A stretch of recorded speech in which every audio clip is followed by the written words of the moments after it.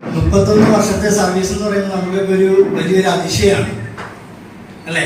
ആ 31 വർഷം നല്ല ഭംഗിയായിട്ട് സർവീസ് ചെയ്ത് അതിപ്പോൾ ഒരു VRS എടുത്ത് അതിൻ്റെ ഒരു യാത്രയുടെ സമ്മേളനം അത് ഇത്ര നല്ല ഭംഗിയായിട്ട് സംഘടിപ്പിക്കാൻ കഴിഞ്ഞതിൽ ഒരു കൃതജ്ഞത രേഖപ്പെടുത്തുന്നു. അതോടൊപ്പം ഇന്ന് നമ്മുടെ ഉദ്ഘാടകനായിട്ട് വന്നേക്കണ MG അജി സഖാവാണ്. സഖാവിനെ സ്വാഗതം പറയുന്നു. അതേപോലെ ആശംസകൾ KC ജെയിംസ്, സഖാവ് രവികുമാർ, ML VP സഖാവ്, RS അനിൽ സഖാവ്, MM റോളി സഖാവ്, എല്ലാവർക്കും ഒരിക്കൽ കൂടി സ്വാഗതം പറയുന്നു. അതുപോലെ ഇവിടെ ജീവരാജ് സഖാവിന്റെ ഇതുപോലെ ഒരു സെന്റ് ഓഫിന് വേണ്ടി പങ്കെടുക്കാൻ വന്നതിന് എല്ലാവർക്കും ഒരിക്കൽ കൂടി സ്വാഗതം പറയുന്നു.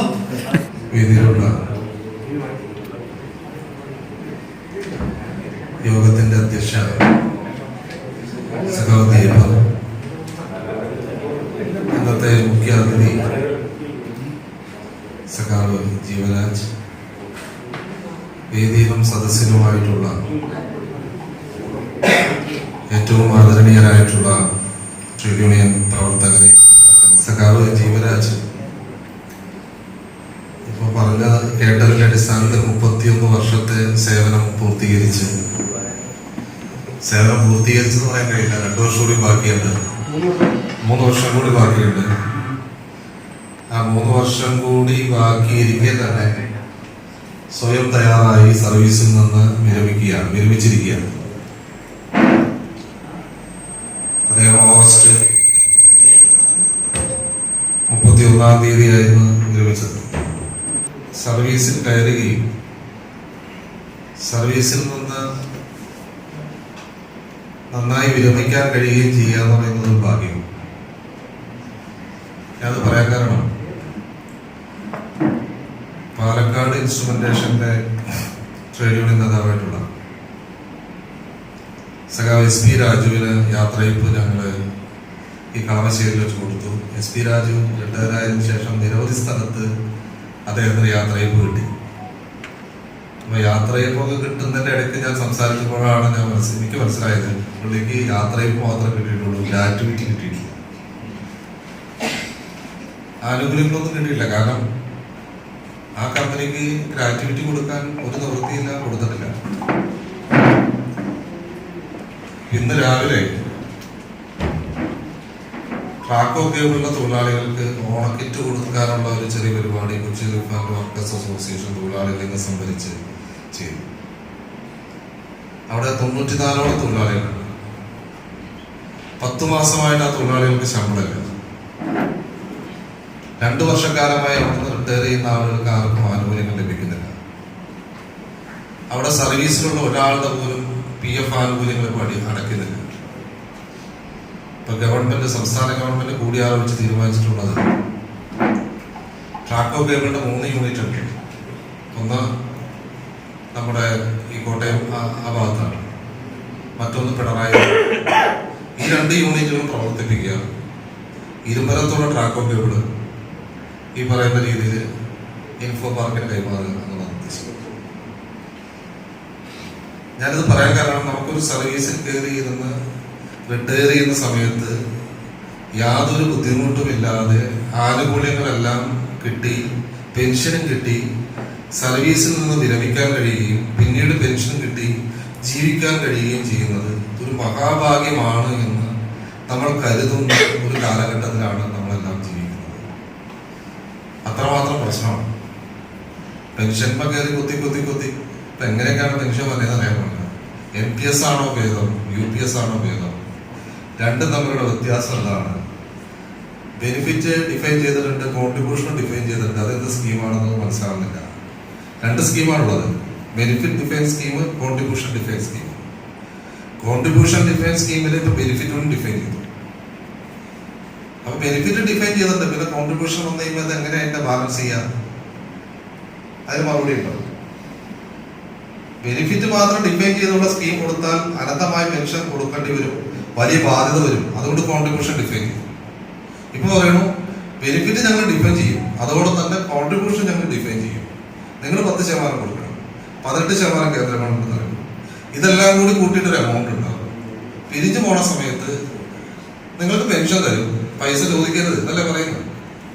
അപ്പൊ പെൻഷന്റെ കാര്യത്തിലൊക്കെ വലിയ ആശങ്കകൾ നിലനിൽക്കുന്ന ഒരു സന്ദർഭത്തിലാണ് ഒരാൾ നല്ല പെൻഷനോട് കൂടി ആനുകൂല്യങ്ങളെല്ലാം കിട്ടി ഇപ്പോൾ പിരിഞ്ഞു പോകുന്നത്. ഇപ്പൊ റെയിൽവേയുടെ കാര്യം പറയുകയാണെങ്കിൽ ഇപ്പോൾ വലിയൊരു സമരത്തിന് പൈലറ്റുമാര് നേതൃത്വം കൊടുത്തു. കുറച്ചു നാൾ ഇലക്ഷന്റെ മുമ്പ് ഞങ്ങളിടയ്ക്ക് പറയാറുണ്ടായിരുന്നു, ഇപ്പൊ കാശ്മീരിൽ നിന്ന് ഒരു ഗൂഡ്സ് ട്രെയിൻ പഞ്ചാബ് വരെ 70 കിലോമീറ്റർ പൈലറ്റിലാണ് ഓടി. ഒരുപക്ഷെ നരേന്ദ്രമോദി പറയും ഇതൊക്കെ ഞങ്ങളുടെ മേക്ക് ഇൻ ഇന്ത്യ കൊണ്ട് സംഭവിച്ചതാണ്. കാരണം പൈലറ്റില്ലാതെ ട്രെയിൻ ഓടുന്ന ഒരു രാജ്യമാണ് ഇന്ത്യ രാജ്യമെന്ന് പറയുന്ന കാര്യത്തിലും അധികം കാലതാമസമില്ല. നിങ്ങള് ഇവിടുത്തെ റെയിൽവേ തൊഴിലാളികൾ സമരം ചെയ്തത് നിങ്ങൾക്ക് എന്താ പറയുക, പ്രവൃത്തി ചെയ്യുന്നതിനൊപ്പം തന്നെ ക്ഷീണം മാറ്റി ജോലി ചെയ്യാൻ കഴിയുന്ന രീതിയിലുള്ള ഗ്യാപ്പ് കിട്ടണം. വർക്കിംഗ് അവേഴ്സിന്റെ കാര്യത്തിൽ വളരെ കൃത്യമായ നിലപാട് ചെയ്യുന്നു. നമ്മുടെ കമ്പനിയിലായാലും നമ്മുടെ നാട്ടിലെ മുഴുവൻ കമ്പനികളിലായാലും പെർമനന്റ് നേച്ചറായിട്ടുള്ള ആളുകളുടെ എണ്ണം കുറച്ചുകൊണ്ടേയിരിക്കണം. ഇന്ത്യയിലെ ഇൻഡസ്ട്രിയെ സംബന്ധിച്ചുകൊണ്ട് ഒരു സർവേ ഈ അടുത്തിടെ പുറത്തിറങ്ങി. ആ പുറത്തിറങ്ങിയ സർവേയിൽ പറയുന്നു ഇന്ത്യയിൽ 2,44,000 വരുന്ന വ്യവസായങ്ങളുണ്ട്. ഈ 2,44,000 വരുന്ന വ്യവസായങ്ങളിൽ എല്ലാം കൂടി പണിയെടുക്കുന്ന തൊഴിലാളികൾ എടുത്താൽ 1,20,00,000 ആളുകളുണ്ട്. ആ 1,20,00,000 ആളുകൾ എടുത്താൽ 1,27,00,000 ആളുകളുടെ 48% കരാർ തൊഴിലാളികളാണ്. ഈ 48% കരാർ തൊഴിലാളികളുടെ ആവറേജ് ശമ്പളം 8,000 രൂപയാണ്. ഇതാണ് നമ്മുടെ രാജ്യം. ഇതാണ് നമ്മുടെ രാജ്യത്തിലെ അവസ്ഥ. അങ്ങനെയുള്ള അവസ്ഥയിലാണ് സാലറി, പെർമനന്റ് എംപ്ലോയീസിന്റെ സാലറിയെ സംബന്ധിച്ചുകൊണ്ട് വലിയ ചർച്ചകളും അതിന്റെ ഭാഗമായി വലിയ ക്യാമ്പയിനുകളും നടന്നുകൊണ്ടിരിക്കുകയാണ്. വൺ ഇന്ത്യ വൺ പെൻഷൻ അല്ലേ, നിങ്ങൾ കേട്ടല്ലേ? One India one pension. എന്താണ് വൺ ഇന്ത്യ വൺ പെൻഷനിൽ അവർ പറയുന്നത്? വൺ ഇന്ത്യ വൺ പെൻഷനിൽ ഇവിടെ സൃഷ്ടിക്കപ്പെടുന്നത് എന്താണെന്നറിയോ? നമ്മളത് ഗൗരവം അതിന് നേതൃത്വം കൊടുക്കുന്ന RSSന്റെ വിഭാഗങ്ങളാണ്. അവർ ചെയ്യുന്ന ഒരു പോയിന്റ് എന്താണെന്നറിയോ? സാലറീഡ് ക്ലാസിനെതിരെ, ശമ്പളം കിട്ടുന്ന ആളുകൾക്കെതിരെ ശമ്പളം കിട്ടാത്ത വലിയൊരു ബഹുഭൂരിപക്ഷം പോലും ജനങ്ങളുടെ രോഷം ഇറക്കി വിടുകയാണ്. ചോദിക്കുന്ന ചോദ്യം എന്താ പറയുക? ഈ കൊടുക്കുന്ന റെയിൽവേക്കാർക്കും കേന്ദ്ര ഗവൺമെന്റ് ജീവനക്കാർക്കും സംസ്ഥാന ഗവൺമെന്റ് ജീവനക്കാർക്കും കൊടുക്കുന്ന പെൻഷൻ എത്ര രൂപയാണ്? ആ പെൻഷൻ നമുക്ക് ഡിവൈഡ് ചെയ്ത് ബാക്കിയുള്ളവർക്ക് കൊടുത്താൽ നിങ്ങൾക്ക് 10,000 രൂപ കിട്ടും. നിങ്ങൾക്ക് 10,000 രൂപ കിട്ടിയാൽ എന്താ നിങ്ങൾക്ക് അങ്ങനെ കൊടുത്താൽ കുഴപ്പം? അതാണ് ചോദ്യം. ഒരു ജോലിയില്ലാത്ത വലിയ ബുദ്ധിമുട്ടുള്ള ഒരാളോട് നിങ്ങൾക്ക് 10,000 രൂപ അങ്ങനെ പെൻഷൻ കിട്ടുന്നതിന് എന്തെങ്കിലും വിരോധമുണ്ടോ എന്ന് ചോദിച്ചാൽ അവൻ എന്താ പറയാ? ഞങ്ങൾക്കൊരു വിരോധമില്ല, 10,000 പെൻഷൻ തരാനല്ലേ പറയുള്ളൂ. എന്താണ് ഇതിന്റെ പൊളിറ്റിക്സ്? എന്താണ് ഇതിന്റെ പൊളിറ്റിക്സ്? നാം ചിന്തിക്കേണ്ടത് ഇന്ത്യ എന്ന് പറയുന്ന ഈ രാജ്യത്തിലെ തൊഴിലാളികളുടെയും തൊഴിലാളികളുടെ ശമ്പളവും എടുത്താൽ ഏറ്റവും മോശമായ ശമ്പളവും സേവന വേതന വ്യവസ്ഥയും കൊടുക്കുന്ന രാജ്യങ്ങളെടുത്താൽ ആ രാജ്യങ്ങളുടെ താഴെയിൽ നിന്നുണ്ടാകുന്ന ഒരു രാജ്യമാണ് ഇന്ത്യ രാജ്യം. അപ്പൊ സേവന വേതന വ്യവസ്ഥകൾ, ആനുകൂല്യങ്ങൾ, ഇതൊന്നും നമുക്ക് ഏറ്റവും മാതൃകാപരമായി നൽകുന്നതിന് ഒരു നിയമവും ബാധകമാക്കാത്ത വിധത്തിലേക്ക് കേന്ദ്ര ഗവൺമെന്റും അവരുടെ നയങ്ങൾ മുന്നോട്ട് പോകുമ്പോൾ ഈ നയങ്ങൾക്കെതിരായിട്ടുള്ള പോരാട്ടങ്ങൾക്ക് തൊഴിലാളികളെയും മറ്റ് ജനവിഭാഗങ്ങളെയും അണിനിരത്തേണ്ട ഉത്തരവാദിത്വം നമ്മൾ സംഘടിത മേഖലയിലെ തൊഴിലാളികൾ ഏറ്റെടുക്കേണ്ടതുണ്ട്. നമ്മൾ എന്താ അത് ഏറ്റെടുക്കാൻ കാരണം? ഈ സംഘടിത മേഖലയിലെ തൊഴിലാളികൾക്കാണ് ഏറ്റവും കൃത്യമായി ഈ രാഷ്ട്രീയം പറഞ്ഞ് മനസ്സിലാക്കി ഇടപെടാൻ വേണ്ടി കഴിയും. പക്ഷെ നമ്മൾ സ്വയം പരിശോധിക്കുമ്പോൾ നമുക്ക് എത്രമാത്രം അതിന് പറ്റുന്നുണ്ട്. ഇപ്പൊ നിങ്ങളിരിക്കുന്ന ആളുകൾ തന്നെ എടുത്താൽ, നിങ്ങളിരിക്കുന്ന ആളുകൾ ഞാൻ പറയാം, 6:25 ട്രെയിൻ, 6:40 ട്രെയിൻ, ട്രെയിനിന്റെ ഷെഡ്യൂൾ അനുസരിച്ചിരിക്കുന്ന ഒരുപാട് പേര് ഇതിലുണ്ടാവും അല്ലേ, പോകാൻ വേണ്ടി റെഡിയായിട്ട്. കാരണം നമ്മുടെ ജീവിതത്തിന്റെ തിരക്കിനിടയ്ക്ക് ഇതൊക്കെ നമ്മൾ ചെയ്യാം. പക്ഷെ ഒരു കാര്യമുണ്ട്, ഇതെല്ലാം സംഘടിത മേഖലയിൽ അടക്കമുള്ള മേഖലകളിൽ കേന്ദ്ര സർക്കാരിന്റെ ശക്തമായ മുദ്ര പതിയും. അവിടെ ചന്ദ്രബാബു നായിഡുവും മറ്റു പറയുന്ന ബീഹാറിന്റെ മുഖ്യമന്ത്രിയും സംഘടിത തൊഴിലാളി വർഗത്തെ സഹായിക്കാൻ ഉണ്ടാകുമെന്ന് പ്രതീക്ഷിക്കരുത്. തൊഴിലാളി വർഗത്തിന്റെ കാര്യം വരുമ്പോൾ ചന്ദ്രബാബു നായിഡുവിനും മറ്റുള്ള ബീഹാറിന്റെ മുഖ്യമന്ത്രിക്കും ഒക്കെ ഒരേ നിലപാടാണ്. അവർക്ക് മറ്റു പല കാര്യങ്ങളാണ് വ്യത്യസ്ത നിലപാടുണ്ട്. തൊഴിലാളി വർഗത്തിന് അവരുടെ ആവശ്യങ്ങൾ ഉന്നയിച്ചുകൊണ്ട് മുന്നോട്ട് പോകാൻ വേണ്ടി കഴിയണമെങ്കിൽ മുന്നോട്ട് പ്രവർത്തിക്കണം. ഈ തെരഞ്ഞെടുപ്പിൽ ജനങ്ങളുടെ ജീവിത പ്രശ്നങ്ങളാണ് ചർച്ച ചെയ്യപ്പെട്ടത് ഉത്തരേന്ത്യയിൽ.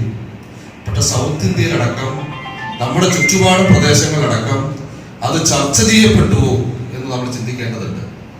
ഞാൻ ഇത്ര പറയാൻ കാരണം ഈ കാഴ്ചപ്പാടിൽ നിന്നുകൊണ്ടാണ് സഖാവ് ട്രേഡ് യൂണിയൻ പ്രവർത്തനം നടത്തിക്കൊണ്ടിരിക്കുന്നത്. ഇവിടെ ട്രേഡ് യൂണിയൻ പ്രവർത്തനം നടത്തുന്ന എല്ലാവരും തന്നെ ഈ പ്രവർത്തനം നടത്തിക്കൊണ്ടിരിക്കുന്നത് ഈ രാഷ്ട്രീയ ബോധ്യത്തിന്റെ അടിസ്ഥാനത്തിലാണ്. ട്രേഡ് യൂണിയൻ പ്രവർത്തനം എന്ന് പറഞ്ഞാൽ സഖാവ് ഇപ്പൊ എഴുത്തുകുത്തുകൾ നന്നായിട്ട് നടത്തുന്ന ആളാണ്. ഇനിയും എഴുത്തുകുത്ത് സഖാവ് നടത്തി തരുന്നതാണ് സഖാവ് ദീപസഖാവ് പറയുന്നത്. അതായത് ഒരു ട്രേഡ് യൂണിയൻ സഖാവ് ഒരു പരിപാടി നടത്തിയാൽ റിട്ടയർ ആയാലും ആ സഖാവിന് ഒഴിഞ്ഞു പോകാൻ പറ്റില്ല എന്നുള്ളതാണ് നമ്മുടെ ട്രേഡ് യൂണിയന്റെ അവസ്ഥ. അതാണ് സഖാവ് പറയാൻ കാരണം. പകരം ഏൽപ്പിക്കാൻ ആളില്ലാത്തൊരവസ്ഥ. എന്തായാലും കാരണം എന്താണ് നിങ്ങൾ സ്വയം ചിന്തിക്കണം. എന്താണ് അതിന് കാരണം? സഖാവ് ജീവരാജ സഖാവ് പോയാലും ഇവിടെ എഴുത്തുകുത്തിന് വേണ്ടി നിങ്ങൾ തയ്യാറാകുന്ന രീതിയിലേക്ക് വരുമ്പോഴാണ് ട്രേഡ് യൂണിയൻ പ്രവർത്തനം മുന്നോട്ട് പോകും. ഇപ്പൊ ഞാൻ പോർട്ടിൽ ചെന്നാൽ പോർട്ടിൽ സംസാരിക്കാൻ പോർട്ടിലെ ട്രേഡ് യൂണിയൻ നേതാക്കന്മാരും പോർട്ടിൽ പരിപാടിയിൽ പങ്കെടുക്കുന്ന ആളുകളും ബഹുഭൂരിപക്ഷവും റിട്ടയർ ചെയ്ത ആളുകൾ. ഏത് FACT ചെന്നാൽ സജീവമായിട്ട് നിൽക്കുന്ന റിട്ടയർ ചെയ്ത ആളുകളാണ്. പല മേഖലകളിൽ ചെന്നാലും സജീവമായിട്ട് നിൽക്കുന്ന റിട്ടയർ ചെയ്ത ആളുകളാണ്. സർവീസിലുള്ള ആളുകളെ സംബന്ധിച്ചിടത്തോളം ഇതൊന്നും ബാധകമല്ല. സർവീസിലുള്ള ആളുകളെ സംബന്ധിച്ചിടത്തോളം ഇത്തരം വിഷയങ്ങളെ സംബന്ധിച്ച് 8ാം പേ കമ്മീഷൻ വരില്ലേ? കമ്മീഷൻ രൂപീകരിച്ചില്ലേ? എന്തായിരിക്കും അതിന്റെ ഫിറ്റ്മെന്റ് ഫോർമുല? ഏത് രീതിയിലൊക്കെ കാര്യങ്ങൾ വരിക? ചർച്ച തുടങ്ങേണ്ട സമയമായില്ലേ? 2026 2026 വരണ്ടേ? ഇപ്പൊ ഈ 2024 കഴിയാൻ പോകുന്നു. വന്നിട്ടുണ്ടോ? കമ്മീഷൻ നിയമിച്ചിട്ടുണ്ടോ? എന്താ ഗവൺമെന്റ് കാഴ്ചപ്പാട്? തരാനാണോ? നമുക്ക് ഒരു ധാരണയുണ്ടോ? ഒരു കാര്യം ഞാൻ പറയാം, സമരങ്ങളും പ്രചാരണ പരിപാടികളും സജീവമായി നിലനിർത്തിക്കൊണ്ട് ഇവർ കടിക്കാൻ പോകുന്ന പുലികളാണ് എന്ന് ബോധ്യപ്പെടുത്തുന്ന രീതിയിൽ സംഘടനാ സംവിധാനത്തെ പരുവപ്പെടുത്തി നിങ്ങൾ നിർത്തുന്നില്ലെങ്കിൽ ഈ പുലി കടിക്കാത്ത പുലിയാണ്, ഇത് കടിക്കാത്ത പട്ടിയാണ് എന്ന് തോന്നിയാൽ നിങ്ങളുടെ മേത്തേക്ക് എപ്പോഴും കുതിര കയറാൻ വന്നുകൊണ്ടിരിക്കും എന്ന് നിങ്ങൾ മനസ്സിലാക്കി. അതുകൊണ്ട് ട്രേഡ് യൂണിയൻ പ്രവർത്തനം എന്ന് പറഞ്ഞാൽ നിങ്ങൾ കുരച്ചുകൊണ്ടിരിക്കുന്ന പട്ടികളായി മാറണം. നിങ്ങളെ പട്ടികൾ എന്നല്ലാണ്ട് ഞാൻ വിളിച്ചത്, അങ്ങനെ പറയരുത്. കുരച്ചുകൊണ്ടിരിക്കുന്ന പട്ടികളാകണം, ജാഗ്രതയോടുകൂടി ഇരിക്കുന്നവരാകണം. അങ്ങനെ ജാഗ്രതയോടുകൂടി ട്രേഡ് യൂണിയൻ പ്രസ്ഥാനം മുന്നോട്ട് പോകണമെങ്കിൽ ലീഡർഷിപ്പിന് പങ്കുണ്ട്. സഖാവ് ജീവരാജ് 31 വർഷക്കാലം ഈ സംഘടനയെ സജീവമായി നിലനിർത്താൻ വേണ്ടിയുള്ള നിരവധി പ്രവർത്തനങ്ങൾക്ക് നേതൃത്വം കൊടുത്ത മനുഷ്യനാണ്. അങ്ങനെ ഈ നേതൃത്വം കൊടുക്കുമ്പോൾ വീട്ടിൽ പോകാതിരുന്നിട്ടുണ്ടാകും, ഭാര്യയുടെ കൂടെ ഭാര്യ വീട്ടിൽ പോകാതിരുന്നിട്ടുണ്ടാകും, കുട്ടികളുടെ പല വിഷയങ്ങളിലും ഇടപെട്ടിട്ടുണ്ടാവില്ല, വീട്ടിൽ പല സന്ദർഭങ്ങളിൽ പോകേണ്ട സന്ദർഭങ്ങളിൽ മാറി നിന്നിട്ടായിരിക്കും ഇതൊക്കെ ചെയ്തിട്ടുണ്ടാവുക. ഇങ്ങനെ എല്ലാ ബുദ്ധിമുട്ടുകളും സഹിച്ച് ട്രേഡ് യൂണിയൻ പ്രവർത്തനം നടത്താൻ സഖാവ് ജീവരാജ് തയ്യാറായിട്ടുള്ളത് അദ്ദേഹത്തിന്റെ രാഷ്ട്രീയപരമായ പ്രതിബദ്ധതയിൽ നിന്ന് വരുന്നതാണ്. ആ രാഷ്ട്രീയപരമായ പ്രതിബദ്ധതയിലേക്ക് നിങ്ങൾക്ക് മുന്നോട്ട് പോകാൻ സഖാവ് ജീവരാജിന്റെ പ്രവർത്തനങ്ങൾ, അദ്ദേഹത്തിന്റെ ഇടപെടലുകൾ, അതിനെക്കുറിച്ചുള്ള ഓർമ്മകൾ നിങ്ങൾക്ക് സഹായകരമാകട്ടെ എന്ന് ആശംസിച്ചുകൊണ്ട് സഖാവ് ജീവരാജിന് അദ്ദേഹം പോണ സ്ഥലം എന്ന് പറഞ്ഞിട്ടുണ്ടെങ്കിൽ കമ്മ്യൂണിസ്റ്റ് പാർട്ടിയുടെ ഒരു ഏറ്റവും പ്രധാനപ്പെട്ട ഏരിയയിലാണ് ആ സഖാവിന്റെ വീടിരിക്കുന്നത്, അല്ലെ? കീഴിലും ആ ഭാഗം PK വാസുദേവൻ നായർ, P ഗോവിന്ദപിള്ള, അങ്ങനെയൊക്കെ അവിടെ തന്നെ പുല്ലുവഴി കമ്മ്യൂണിസം എന്ന് പറഞ്ഞാൽ തന്നെ ഒരു ഇതുണ്ടായിരുന്നു. പുല്ലുവഴി കമ്മ്യൂണിസം എന്ന് പറഞ്ഞിട്ടുണ്ടെങ്കിൽ അന്ന് പുല്ലുവഴി എന്ന് പറഞ്ഞാൽ കമ്മ്യൂണിസ്റ്റ് പാർട്ടിയുടെ പ്രധാനപ്പെട്ട അതിന്റെ അടുത്താണ് കീഴിലും ഭാഗങ്ങളൊക്കെ വരുന്നത്. സഖാവ് ഏതായാലും ആ പ്രദേശങ്ങളിൽ വളർന്ന ആളാണ് എന്നുള്ളത് കൊണ്ട് തന്നെ ആ പ്രത്യേകതകൾ ഉണ്ടാവും. അതുകൊണ്ട് ഇനിയും സജീവമായി ട്രേഡ് യൂണിയൻ രംഗത്തും മറ്റ് രാഷ്ട്രീയ പ്രവർത്തനത്തും സാമൂഹ്യ പ്രവർത്തന രംഗത്തും മുന്നോട്ട് പോകാൻ സഖാവിന് ഈ സംഘടനാ ബലവും പാരമ്പര്യവും ഇതിന്റെ ഓർമ്മകളും കരുത്തു പകരട്ടെ എന്ന് ആശംസിച്ചുകൊണ്ട് അദ്ദേഹത്തിനും അദ്ദേഹത്തിന്റെ കുടുംബാംഗങ്ങൾക്കും എല്ലാവിധത്തിലുള്ള ഐശ്വര്യവും ഉണ്ടാകട്ടെ എന്ന് ആശംസിച്ചുകൊണ്ട് ഞാൻ എന്റെ വാക്കുകൾ ചുരുക്കുന്നു. എല്ലാവർക്കും അഭിവാദ്യം. ഡിവിഷണൽ പ്രസിഡന്റ് സഖാവ് RS അനിൽ അദ്ദേഹം തിടുക്കത്തിൽ ആശംസകൾ അർപ്പിച്ചിട്ട് പോകുമെന്നാണ് പറഞ്ഞിട്ടുള്ളത്. പോകേണ്ട ആവശ്യമുള്ളതുകൊണ്ട് സഖാവിനെ ആദ്യം തന്നെ വിളിക്കുകയാണ്. ഈ സമ്മേളനം ഉദ്ഘാടനം ചെയ്ത സഖാവ് MG ആൻജി, DRUവിൻ്റെ നേതാക്കളായ സഖാവ് രവികുമാർ, BLBB, സഖാവ് MM റോളി, സഖാവ് KC ജെയിംസ്, ഇന്നത്തെ മുഖ്യാതിഥി സഖാവ് ജീവരാജൻ, പിന്നെ ഇവിടെ കൂടിയിരിക്കുന്ന എല്ലാ സഖാക്കൾക്കും ആദ്യം തന്നെ LRC ഡിവിഷൻ കമ്മിറ്റിയുടെ പേരിൽ അഭിവാദ്യങ്ങൾ അർപ്പിച്ചു കൊടുക്കും. സഖാവ് ജീവരാജനെ കുറിച്ച് പറയുകയാണെങ്കിൽ ഞങ്ങള് രണ്ടുപേരും മദ്രാസ് ഡിവിഷൻ അപ്പോയിൻമെന്റ് ആണ്. ജീവരാജൻ 93 മദ്രാസിൽ അപ്പോയിൻമെന്റ് ആകുമ്പോൾ ഞങ്ങളോട് ഒന്നിച്ച് വർക്ക് ചെയ്യാനും അപ്പം മുതൽ തന്നെ LRCയിൽ വളരെ സജീവമായ ഒരു സാന്നിധ്യമായിരുന്നു ജീവരാജൻ. LRCയിൽ ഒന്നിച്ച് വർക്ക് ചെയ്യാനും നല്ലൊരു സുഹൃത്തുബന്ധം പുലർത്താനും എനിക്ക് സാധിച്ചിട്ടുണ്ട്. നിർഭാഗ്യവശാൽ LRCയുടെ തന്നെ എറണാകുളം ബ്രാഞ്ച് സെക്രട്ടറി വളരെ വലിയ നമ്മുടെ ഇപ്പൊ നടന്നു പോലെ 28 ദിവസം നമ്മൾ ഒരു അജിറ്റേഷൻ കഴിഞ്ഞിട്ട് നിൽക്കുകയാണ്. അതേപോലെ പല അജിറ്റേഷൻ നടന്ന സമയത്ത് LRC എറണാകുളം ബ്രാഞ്ചിന് ശക്തമായ നേതൃത്വം കൊടുത്ത സെക്രട്ടറി ആയിരുന്നു സഖാവ് ജീവരാജൻ. അതേപോലെ നിർഭാഗ്യവശാൽ അദ്ദേഹം മെഡിക്കലി അൺഫിറ്റായി കഴിഞ്ഞാൽ ലോക്കോ പൈലറ്റ് കാറ്റഗറിയിൽ നിന്ന് മാറുന്ന അവസരത്തിൽ LRC തുടരാനുള്ള ഒരു അവസരം ഇല്ലാതെ വരുന്ന, പിന്നെ അത് കഴിഞ്ഞിട്ട് നമ്മളത് കറക്റ്റ് ചെയ്തു. ഇപ്പോൾ CRC പോസ്റ്റിലിരിക്കുന്നവർക്ക് നമ്മൾ മെമ്പർഷിപ്പ് കൊടുക്കുന്നുണ്ട്. അപ്പോൾ എന്തായാലും അന്നത്തെ കാലത്ത് അത് ഇല്ലാതിരുന്നത് കൊണ്ടും പിന്നെ അദ്ദേഹത്തിന്റെ രാഷ്ട്രീയ ഇതുകൊണ്ടും അദ്ദേഹം DRUവിലെ മെമ്പർഷിപ്പ് എടുക്കുകയും DRUവിന്റെ ഇതായിട്ട്, പിന്നെ ജീവരാജനെ കുറിച്ച് പറയുമ്പോൾ ഈ LRCക്ക് നേതൃത്വം കൊടുത്തതിന് പുറമെ ഈ മെഡിക്കലി ഡീകേസ് ആകുന്ന റണ്ണിംഗ് സ്റ്റാഫിന് ധാരാളം ബുദ്ധിമുട്ടുകൾ, അതായത് പേ ഫിക്സേഷന്റെയും ഈ പോസ്റ്റിങ്ങിന്റെയും ഡൗൺ സൈസ് ചെയ്ത് താഴെ 2-3 ഗ്രേഡ് താഴെ കൊണ്ടുപോയി പോസ്റ്റ് ചെയ്യുന്ന അവസ്ഥ അതുമാതിരി എല്ലാം ഉണ്ടായിരുന്നപ്പോൾ വളരെ ശക്തമായി അതിനെതിരെ പ്രതികരിക്കുകയും കോടതിയിൽ പോയി അതിന് അനുകൂലമായ ഓർഡർ വാങ്ങിയിട്ട് വന്ന് പിന്നെ അതിനുശേഷം ധാരാളം പേർക്ക് അത്രയും ബുദ്ധിമുട്ടില്ലാതെ തന്നെ ഈ പോസ്റ്റ് കാറ്റഗറൈസ് ആകുമ്പോൾ ഉള്ള പോസ്റ്റ് കിട്ടുന്ന രീതിയിൽ ആ ഒരു ഫൈറ്റ് നമുക്ക് ഒരിക്കലും മറക്കാൻ പറ്റില്ല. ഏതായാലും അദ്ദേഹത്തിനും കുടുംബാംഗങ്ങൾക്കും എല്ലാവിധ ആശംസകളും എന്റെ സ്വന്തം പേരിലും ഡിവിഷൻ കമ്മിറ്റിയുടെ പേരിലും അറിയിച്ചുകൊണ്ട് നിർത്തുന്നു. അടുത്തതായി ആശംസകൾ അർപ്പിക്കുന്നതിനായി ALRCയുടെ ജനറൽ സെക്രട്ടറി സഖാവ് KC ജെയിംസ്. ഉദ്ഘാടനം ചെയ്ത സഖാവജി, നമ്മുടെ മീറ്റിംഗിന്റെ കാരണക്കാരനായ ജീവരാജൻ, പ്രിയപ്പെട്ട സുഹൃത്തുക്കളെ, യാത്രയപയോഗത്തിൽ യാത്രയപ്പ് കൊടുക്കുന്ന ആളെ എന്തെങ്കിലും വാഴ്ത്തിപ്പാടി സ്തുതിക്കുന്ന രീതിയോട് എനിക്ക് വ്യക്തിപരമായി വളരെ യോജിപ്പുള്ളതാണ്. അതുകൊണ്ട് തന്നെ ഞാൻ ആ കാര്യത്തിൽ തീരെ ഒന്നും പറയാറില്ല. ഇപ്പോൾ റിട്ടയർ ആയിക്കൊണ്ടിരിക്കുന്ന തലമുറ, പ്രത്യേകിച്ചും പൊതുമേഖലാ ഗവൺമെന്റ് സർവീസിലേക്ക് ഉള്ളവർ,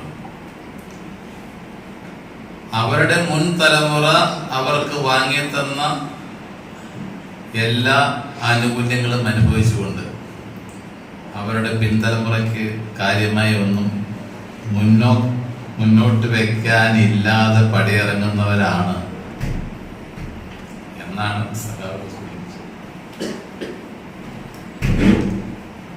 നമുക്കൊക്കെ പെൻഷനുണ്ട്.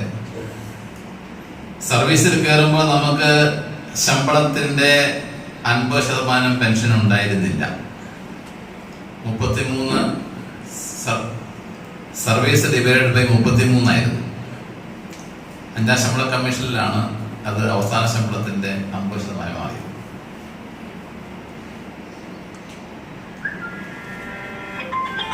ഇപ്പോൾ വീണ്ടും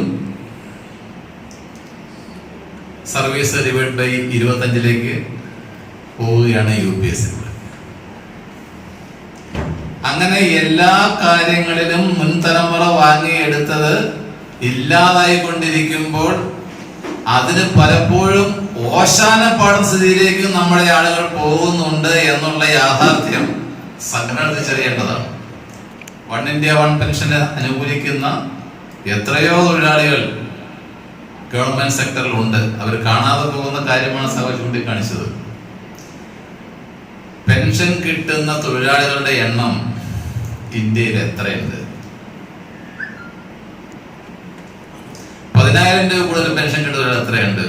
1% പോലും തരില്ല. 10,000 കൂടുതൽ കിട്ടുന്നത്. ഈ 1% ആളുകളെ വീതം വെച്ചിട്ട് എല്ലാവർക്കും 10,000 കൊടുക്കാം എന്ന് പറയുന്നത്, ആ കൊടുക്കാമെന്ന് പറയുന്നതിന്റെ ഉദ്ദേശം അവർക്ക് 10 കൊടുക്കുക എന്നുള്ളതല്ല. ഇന്ന് 10-ൽ കൂടുതൽ കിട്ടുന്നതിന്റെ കട്ട് ചെയ്യുക എന്നത് മാത്രമാണ് എന്ന യാഥാർത്ഥ്യം നമുക്ക് എത്ര മീറ്റിംഗുകൾ പറയാൻ സാധിക്കുന്നുണ്ട്? പൊതുമേഖലാ സ്ഥാപനങ്ങൾ, സഹായത്തോട്ടപ്പുറത്ത് FACT, എന്റെ ക്ലാസ്മേറ്റ് FACT റിട്ടയറായി, കിട്ടുന്ന പെൻഷൻ 3,500 രൂപയാണ്. PF pension. ഇന്ത്യയിലെ ബഹുഭൂരിപക്ഷം മേഖലകളിലുമുള്ള പെൻഷൻ PF പെൻഷനാണ്. ഇതിനെല്ലാം കണക്കിലെടുത്തിട്ടാണ് നമ്മൾ ഈ 5% പെൻഷൻകാരെന്ന് പറയുന്നത്. 1000-ഉം 1,500-ഉം 2,000-ഉം ഒക്കെ പെൻഷൻ കിട്ടുന്ന ആൾക്കാരെ എണ്ണം എടുത്തിട്ടാണ് 5% പെൻഷൻ ഉണ്ടെന്ന് പറയുന്നത്. അവസാന ശമ്പളത്തിന്റെ പകുതി കിട്ടുന്ന 1% പോലും ഇല്ല. ഈ യാഥാർത്ഥ്യം അറിയാത്തവരായി കള്ളം പ്രചരിപ്പിക്കുന്നത്. ആ കള്ളം പ്രചരിപ്പിക്കുന്നതിനെ കൂടുതൽ നമ്മളും കൂടുതൽ പോവുകയാണ്. അപ്പൊ യഥാർത്ഥത്തിൽ നമ്മൾ ഒരുപാട് ഹോംവർക്കുകൾ ചെയ്യാനുണ്ട്, ഒരുപാട് ജോലികൾ നമ്മൾ ബാക്കി വെച്ചിട്ടാണ് പോകുന്നത്. ഞാനും റിട്ടയറാണ്. അപ്പൊ അതുകൊണ്ട് ശിവരാജൻ ഇനി വീട്ടിൽ പോയിരുന്നു ഉറങ്ങാമെന്ന് വിചാരിക്കരുത്. എനിക്ക് പറയാൻ പറ്റ കാര്യത്തിൽ നമ്മൾ ചെയ്യാതെ വിട്ടുപോയ കടമകൾ സഖാവ് വേറെ സൂചിപ്പിച്ചു. കോൺട്രാക്ട് മേഖലയിൽ ശമ്പളം, റെയിൽവേയിൽ ഇപ്പോൾ ഏകദേശം റെയിൽവേ തൊഴിലാളികളുടെ എണ്ണത്തിന്റെ അടുത്ത് കോൺട്രാക്ട് തൊഴിലാളികളുണ്ട് എന്നാണ് ഇപ്പൊ കണക്കൂട്ടുന്നത്. നമ്മുടെ മുൻപിൽ എത്രയോ കോൺട്രാക്ടുകൾ നമ്മൾ ദിവസവും കാണുന്നു. നമ്മൾ ആരെങ്കിലും അവർക്ക് എന്ത് ശമ്പളം കിട്ടുന്നുണ്ട് എന്ന് ആലോചിക്കുന്നുണ്ടോ?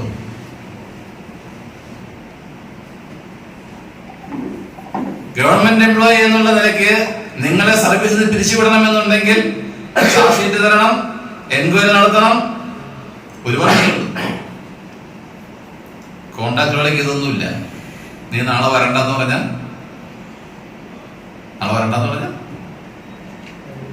അത് ശരിയല്ല എന്ന് നമുക്കെല്ലാം തോന്നണുണ്ടോ? എന്റെ വീട്ടിൽ ഇന്ന് പണിക്ക് വരുന്നു, പണി ശരിയായില്ല, നീ നാളെ വരണ്ട എന്ന് പറയാനുള്ള അവകാശം നമ്മളൊക്കെ വീരോട് തലക്കാരാണല്ലോ. വീടുപണിയാത്ത ആൾക്കാരുണ്ടല്ലോ. അവിടെ ചോദിക്കണം, നമ്മൾ വീട് പണിക്ക് വന്നു, ഒരു ദിവസം പണി ശരിയായില്ല, നാളെ ഇവരും കൊണ്ടുവരണ്ട എന്ന് പറയാനുള്ള അവകാശം നമുക്ക് വേണമെന്നാണല്ലോ നമ്മുടെ ആവശ്യം. അത് നമ്മളോട് പറഞ്ഞാലോ? സിഗ്നൽ പാസ് ചെയ്ത് നീ നാളെ വേണ്ട എന്ന് പറയാൻ പാടില്ലെന്ന് മാത്രമല്ല, എൻക്വയറി ചാചലം തന്നിട്ട് ചെയ്താൽ പോലും ശരിയല്ലെന്നാണ് പറയുന്നത്. പണി മോശമായിരുന്നല്ലോ, പണി മോശമാകുന്നല്ല കാരണങ്ങളോട് നോക്കണം എന്നാണ് പറയും. അതേപോലെയാണ് പ്രശ്നങ്ങൾ. അപ്പൊ അതേപോലെ അങ്ങനെ പ്രശ്നമുള്ള തൊഴിലാളികൾക്ക് നാളെ എനിക്ക് ശമ്പളം കൂട്ടി കിട്ടണം എന്ന് പറയാൻ ബുദ്ധിമുട്ടുണ്ട്. നമുക്ക് പറയാനുള്ള അവകാശമുണ്ട്. തൊഴിൽ സുരക്ഷിതത്വം എന്ന ഭരണഘടനാപരമായ അവകാശങ്ങൾ കയ്യിൽ നിൽക്കുമ്പോൾ അതിനെ ഉപയോഗിച്ചുകൊണ്ട് നമ്മുടെ അവകാശങ്ങൾ സമരം ചെയ്യുന്നതോടൊപ്പം ആ അവകാശത്തിന്റെ സ്വാധീനം ഉപയോഗിച്ചുകൊണ്ട് മറ്റുള്ളവർ കാര്യം കൂടി പരിഗണിക്കാൻ നമുക്ക് സാധിക്കേണ്ടതായിരുന്നു. അത് സാധിക്കാത്തതിന്റെ കുറ്റബോധം നമുക്ക് കുറച്ചെങ്കിലും ഉണ്ടാവണം. റിട്ടയറാകുമ്പോൾ പറയാനാണല്ലോ, എല്ലാവരും റിട്ടയറാവും, ഉണ്ടാവുമ്പോൾ എല്ലാവർക്കും ഉണ്ടാകണം എന്ന് പറഞ്ഞുകൊണ്ട് നല്ല ജീവിതം ആശംസിക്കാൻ തയ്യാറൊന്നുമില്ല. പെൻഷൻ എന്ന് പോകുന്ന ആൾക്ക് പറയാൻ പാടില്ല, പെൻഷൻ എന്തെങ്കിലും ആൾക്ക് പറയാൻ പാടില്ല. അതുകൊണ്ട് അങ്ങനെ പറയാൻ പറ്റില്ല. പോരാട്ടത്തിന് വേണ്ടി ഈ സമയം ഉണ്ടാകേണ്ടത് സാധിക്കട്ടെ എന്ന് ആശംസിച്ചുകൊണ്ട് എന്റെ വാക്കുകൾ നിർത്തുന്നു. സാറിലെ ജീവരാജ സഖാവ് DRV-കാരനെ കുറിച്ച് വൈകിയാണ്. നിർഭാഗ്യവശാൽ അദ്ദേഹം DRV-കാരനാകുമ്പോഴേക്കും ആരോഗ്യത്തിൽ കാര്യമായ പ്രശ്നങ്ങളുണ്ടായിരുന്നു. അതുകൊണ്ട് തന്നെ സഖാവ് ഒരുപാടൊന്നും മനസ്സുകൊണ്ടുണ്ടായിരുന്നെങ്കിലും അത്രയൊന്നും ഡിയാനിൽ കോൺട്രിബ്യൂട്ട് ചെയ്യാൻ കഴിയാറുണ്ട്. ആ സാധനം ഒരു സുപ്രഭാതത്തിൽ പെട്ട ദിവസം നമ്മൾ വിളിച്ച് ഡിയാനിന്റെ ബ്രാഞ്ച് സെക്രട്ടറി ആക്കുമായിരുന്നു. സാവ് ഞെട്ടിപ്പോയി. സാവ് ഞാൻ ഡിയാനിനെ പറ്റിയുള്ള കൺസെപ്റ്റ് ഒക്കെ മാറിപ്പോയി. സാവ് ഓപ്പണായിട്ട് പറഞ്ഞു, ഒരു വേദിയിൽ തന്നെ പറഞ്ഞു. അദ്ദേഹം എല്ലാവർക്കും വിട്ടു പറഞ്ഞപ്പോൾ തന്നെ ആ സാറിനോട് റെഡിയാക്കി വെച്ചു, ജീവരാജ് സാറിന്റെ പോസ്റ്റ് റെഡിയാക്കി വെച്ചിരിക്കുന്നു. അടുത്ത ദിവസം തന്നെ വിളിച്ച് ബ്രാഞ്ച് സെക്രട്ടറി ആക്കി ബ്രാഞ്ച് പ്രസിഡന്റ് ആക്കി. ജീവരാജ് സഖാവ് ഒരേ സമയം അഡ്മിനിസ്ട്രേഷനോടും സ്വന്തം ആരോഗ്യത്തോടും പടവെട്ടി ജീവിക്കുകയായിരുന്നു ആൾക്കാർ. അത് മെഡിക്കൽ അഡ്മിറ്റ് ആയ സമയത്ത് അനുഭവിച്ച ബുദ്ധിമുട്ടുകളിലൂടെ പറഞ്ഞു സാറുകൾ. ആ സാറിന് പ്രോഗ്രാമിനൊക്കെ ഞാൻ അറിയിക്കുമ്പോൾ പലപ്പോഴും പങ്കെടുക്കാൻ പറ്റില്ല. പക്ഷെ നോ പറയുമ്പോൾ നമുക്ക് മനസ്സിലാവും എന്താണ് സാറിന്റെ പ്രശ്നം എന്നുള്ളത്. ആരോഗ്യം അനുവദിക്കുന്നില്ല. ഒരുപക്ഷെ 3 വർഷം സർവീസ് ബാക്കിയിരിക്കുമ്പോൾ വിട്ടുപോകാൻ സാറിനെ പ്രേരിപ്പിച്ചതും ആ അനാരോഗ്യ പ്രശ്നം തന്നെ ആണെന്നുള്ളത് മനസ്സിലാക്കാം. എല്ലാവർക്കും അദ്ദേഹം സോമസാഗരേക്ക് പറയാറുണ്ട്, എനിക്കന്ന് അത്ര അടുത്ത വരികയില്ല ജീവസാറിനെ കാണാറുണ്ട്. നന്നായി എഴുതുന്ന നോട്ടീസൊക്കെ തയ്യാറാക്കുന്ന ഒരാളെ കുറച്ചൊക്കെ അത് മനസ്സിലാക്കുന്ന ഡിആർവിറ്റേഷൻ നമുക്ക് ഒരു അവസരം ഉണ്ടായി. ഒരു കത്തൊക്കെ എഴുതാൻ തയ്യാറാക്കുന്ന പറഞ്ഞാൽ പെട്ടെന്ന് തന്നെ സാധനം റെഡിയാവും. നമ്മൾ ഉദ്ദേശിക്കുന്ന കാര്യങ്ങളെല്ലാം അതിലുണ്ടാവും. ഡിആറിലെത്തിയ ശേഷം ധാരാളം നമ്മുടെ മറ്റ് ലോക്കോ പൈലറ്റ്സിന്റെ ഇടയിൽ മാത്രം പ്രവർത്തിക്കുന്ന സഖാവിന് മറ്റു കാര്യങ്ങൾ മനസ്സിലാക്കുന്നതിനോ അതിന് മുദ്രാവാക്യമാക്കുന്നതിനോ ഒരു ബുദ്ധിമുട്ടുണ്ടായിരുന്നില്ല. ഒരു തടസ്സമില്ലാതെ തന്നെ തുടർച്ചയായി തന്നെ പ്രവർത്തനങ്ങൾ, ബുദ്ധിപരമായ പ്രവർത്തനങ്ങൾ അദ്ദേഹത്തിന് സാധനം ചെയ്യാൻ കഴിയും. പെൻഷനെ സംബന്ധിച്ചുള്ള സാധനങ്ങളെല്ലാം പറഞ്ഞു, ഞാനത് ആവർത്തിക്കുന്നില്ല. എനിക്ക് വളരെ ശ്രദ്ധേയമായി തോന്നിയത് ജെയിംസ് സാർ പറഞ്ഞ ഒരു പോയിന്റാണ്. നമ്മളൊക്കെ റിട്ടയറായി പോകുമ്പോൾ കിട്ടുന്ന ആനുകൂല്യങ്ങൾ നമ്മുടെ മിടുക്കൊണ്ടുണ്ടായതല്ലെന്നും അതുകൊണ്ട് തന്നെ അത് വരും തലമുറയ്ക്ക് കൂടി കൈമാറിയിട്ട് പോയുള്ള ബാധ്യത എന്ന വാക്കായി ഞാൻ ഉപയോഗിക്കുള്ളൂ, ബാധ്യത നമുക്കുണ്ട് എന്ന് ചിന്തിക്കുന്ന എത്ര പേരുണ്ടാവും.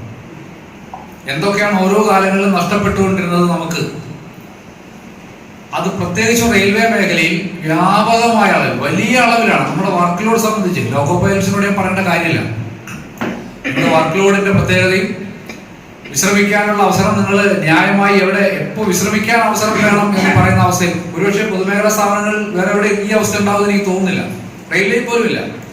ഏതാനും വിഭാഗങ്ങൾ ഒഴിച്ച് മറ്റുള്ളവർക്കൊന്നും എനിക്ക് ഒരു കലണ്ടറിന്റെ റെസ്റ്റ് വേണം, ഒരു കലണ്ടറിന്റെ റെസ്റ്റ്, അതൊക്കെ എനിക്ക് അർത്ഥമായിരുന്നു. അങ്ങനെ ഡിമാൻഡ് വെക്കേണ്ടി വരുമോ പിന്നീട് മനസ്സിലായത്. LRCയുടെ എല്ലാ സമരങ്ങളിലെയും ഒരു ഡിമാൻഡാണ് കലണ്ടറിന്റെ റെസ്റ്റ്. അതവർക്ക് ഇല്ല എന്ന് ഇപ്പോഴും അറിയാത്ത റെയിൽവേക്കാരുണ്ട്.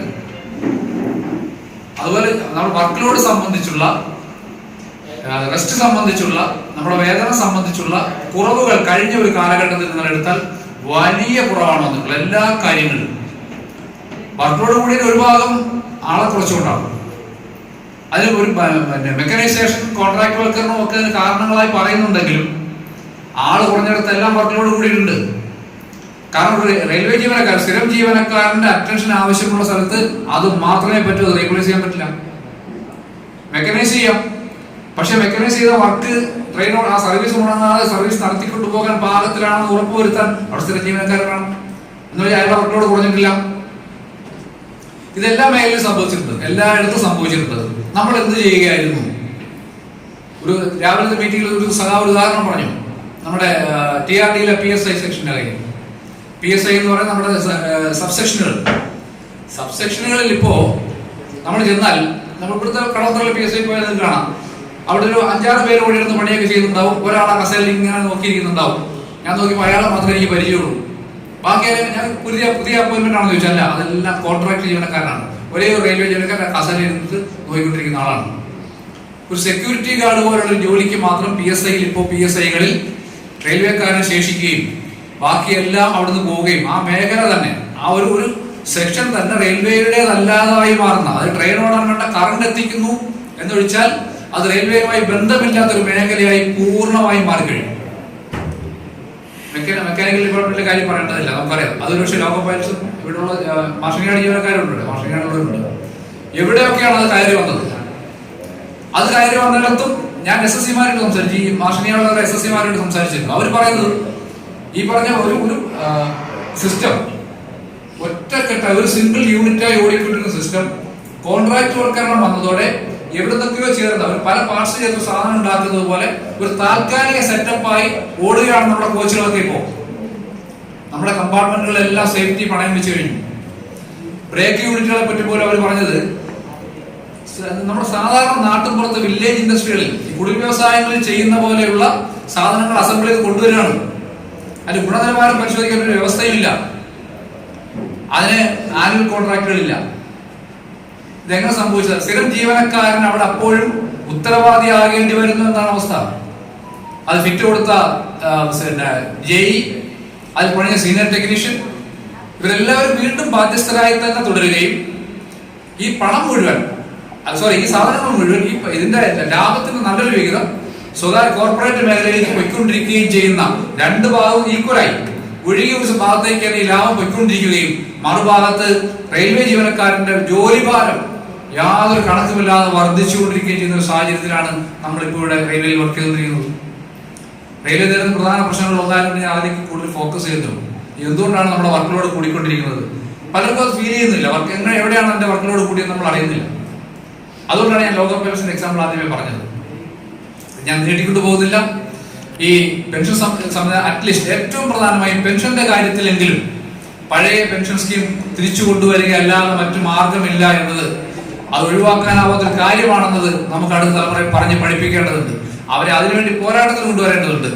ഓൾഡ് പെൻഷൻ നമ്മളെപ്പോഴും ഈ UPS ഇപ്പൊ വന്ന യൂണിഫൈഡ് പെൻഷൻ സ്കീമിനെ കമ്പയർ ചെയ്യുക പലപ്പോഴും NPS-ഉമായിട്ടാണ്. NPS വേണോ UPS വേണോ എന്നുള്ള കമ്പാരിസൺ വെക്കരുതെന്ന സാധനങ്ങളെ അവർ കൺഫ്യൂസ്ഡ് ആകും. ആർക്കാ ഉത്തരം പറയാൻ പറ്റുക? എന്തുകൊണ്ടാണ് ഉത്തരം പറയാൻ പറ്റാത്തത്? മാർക്കറ്റ് റിസ്ക് എന്നൊരു സംഭവമുണ്ട്. ഈ കോൺട്രിബ്യൂഷൻ പോകുന്നത് മാർക്കറ്റിലേക്കാണ്. മാർക്കറ്റ് റിസ്കിനെ ക്ലിയർ ആയി ഡിഫൈൻ ചെയ്യാത്ത കാലത്തോളം NPS ആണോ UPS ആണോ ഭേദം എന്നത്, കോഴിയാണോ മുട്ടയാണോ ആദ്യം എന്ന ചോദ്യത്തിന് ഈക്വലായിട്ട് പോയിക്കൊണ്ടിരിക്കും. ഒരു ക്ലാരിറ്റി ഇപ്പോഴും ഇല്ല. അതുകൊണ്ട് ദയവീത് സാധനങ്ങൾ നമ്മൾ എവിടെ പറയുമ്പോഴും ഓൾഡ് പെൻഷൻ സ്കീമുമായി മാത്രം അതിനെ കമ്പയർ ചെയ്യുക. ഓൾഡ് പെൻഷൻ സ്കീമിന്റെ നേട്ടങ്ങളെ പറ്റി മാത്രം പറയുക. അതും ഇതുമായി കമ്പയർ ചെയ്യാൻ പോലും കഴിയാത്ത അകലം അത് തമ്മിലുണ്ടെന്നുള്ളത് അവർക്ക് ബോധ്യപ്പെടും. ഇപ്പോഴും കണക്ക് കൂട്ടുമ്പോൾ നമ്മുടെ ചെറുപ്പക്കാർ പറഞ്ഞു ചോദിക്കുന്നത്, സാറേ നമ്മളെന്തിനാ ഇതിനെ എതിർക്കുന്നത്? എനിക്ക് എത്ര കിട്ടുന്ന അറിയാമോ? സാറിന് കാണണോ കണക്ക്? ഒരു കണക്ക് എഴുതി കൂട്ടി കാണിക്കണം. അവൻ 25-30 കൊല്ലം കഴിയുമ്പോൾ മാർക്കറ്റിൽ നിന്ന് വരുന്ന ആ തുകയുടെ വലിപ്പം ഇത് നമ്മളത് നിഷേധിക്കണം. സർക്കാരിന് നമ്മളതിനാ ബാധ്യതയാവുന്നത്. അപ്പൊ അത് മനസ്സിലാകാത്തവർ ഇനിയും ഇവിടെ ഉണ്ട്.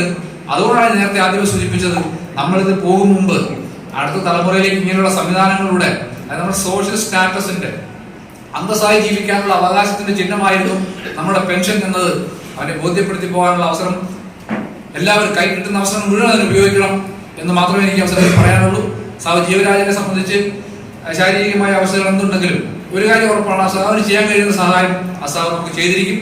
നമ്മൾ ആവശ്യം ആ സാവിനെ കൊണ്ട് എന്താണോ നമുക്ക് കോൺട്രിബ്യൂട്ട് ചെയ്യാൻ കഴിയുക എന്ന് ദയവായി DRന്റെ പ്രവർത്തകർ മനസ്സിലാക്കണം. ജീവരാജ സഖാവിനെ കൊണ്ട് എന്താണ് നമുക്ക് സംഭാവന ചെയ്യാൻ കഴിയുക, അത് അസാവിന് നിരന്തരമായ അസാവിനെ അതിനു വേണ്ടി ഉപയോഗിക്കുക.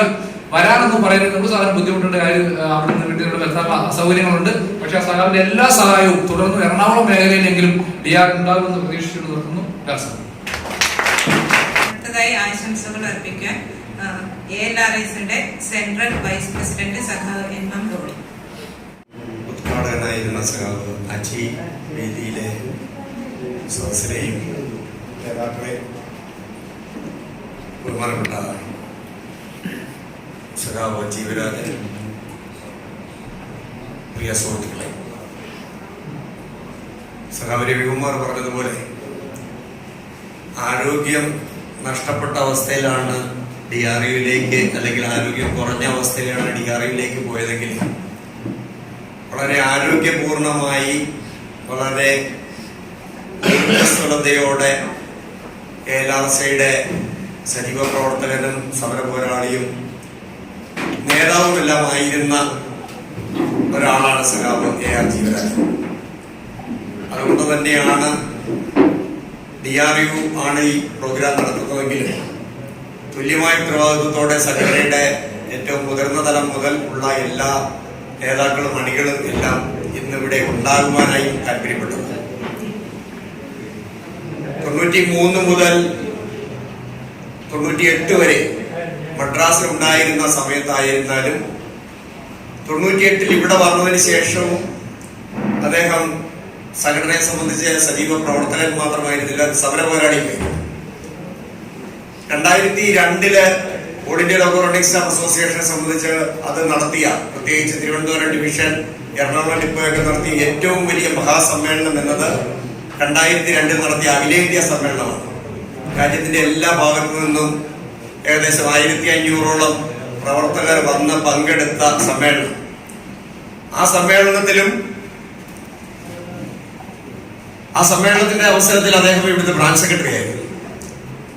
ഒരു ബ്രാഞ്ച് സെക്രട്ടറി ഉള്ള ഒരു ഡിപ്പോയില് അഖിലേന്ത്യാ സമ്മേളനം നടക്കുക എന്നൊക്കെ പറയുമ്പോൾ നേതൃത്വപരമായി എത്രമാത്രം ഉത്തരവാദിത്വം അദ്ദേഹം എടുത്തിട്ടുണ്ട് എന്നെല്ലാം നമ്മൾ ഒന്ന് ഊഹിക്കേണ്ടതുണ്ട്.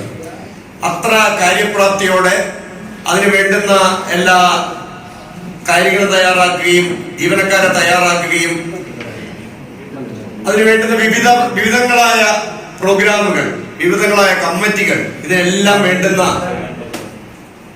നേതൃത്വപരമായ പിന്തുണ അദ്ദേഹത്തിന്റെ ഭാഗത്തു നിന്ന് ഉണ്ടായിട്ടുണ്ട്.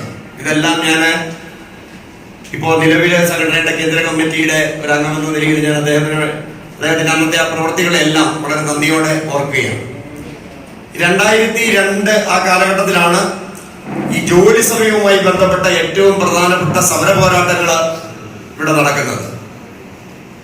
ജോലി സമയവുമായിട്ടുള്ള പോരാട്ടങ്ങൾ എല്ലാ കാലത്തും ഉള്ളതാണ്. ഇപ്പോ നമ്മളെ ഈ PR-നെ പറ്റി, PR ലഭിക്കാത്ത, വീക്കിലി റെസ്റ്റ് ഇല്ലാത്ത ഒരു വിഭാഗം ജീവനക്കാരാണ് ഇപ്പോഴും ലോക്കൽ റണ്ണിംഗ് സ്റ്റാഫ് എന്ന് പറയുമ്പോൾ ഈ പോരാട്ടം വളരെ ദീർഘകാലത്തെ ചരിത്രമുള്ളതാണ്.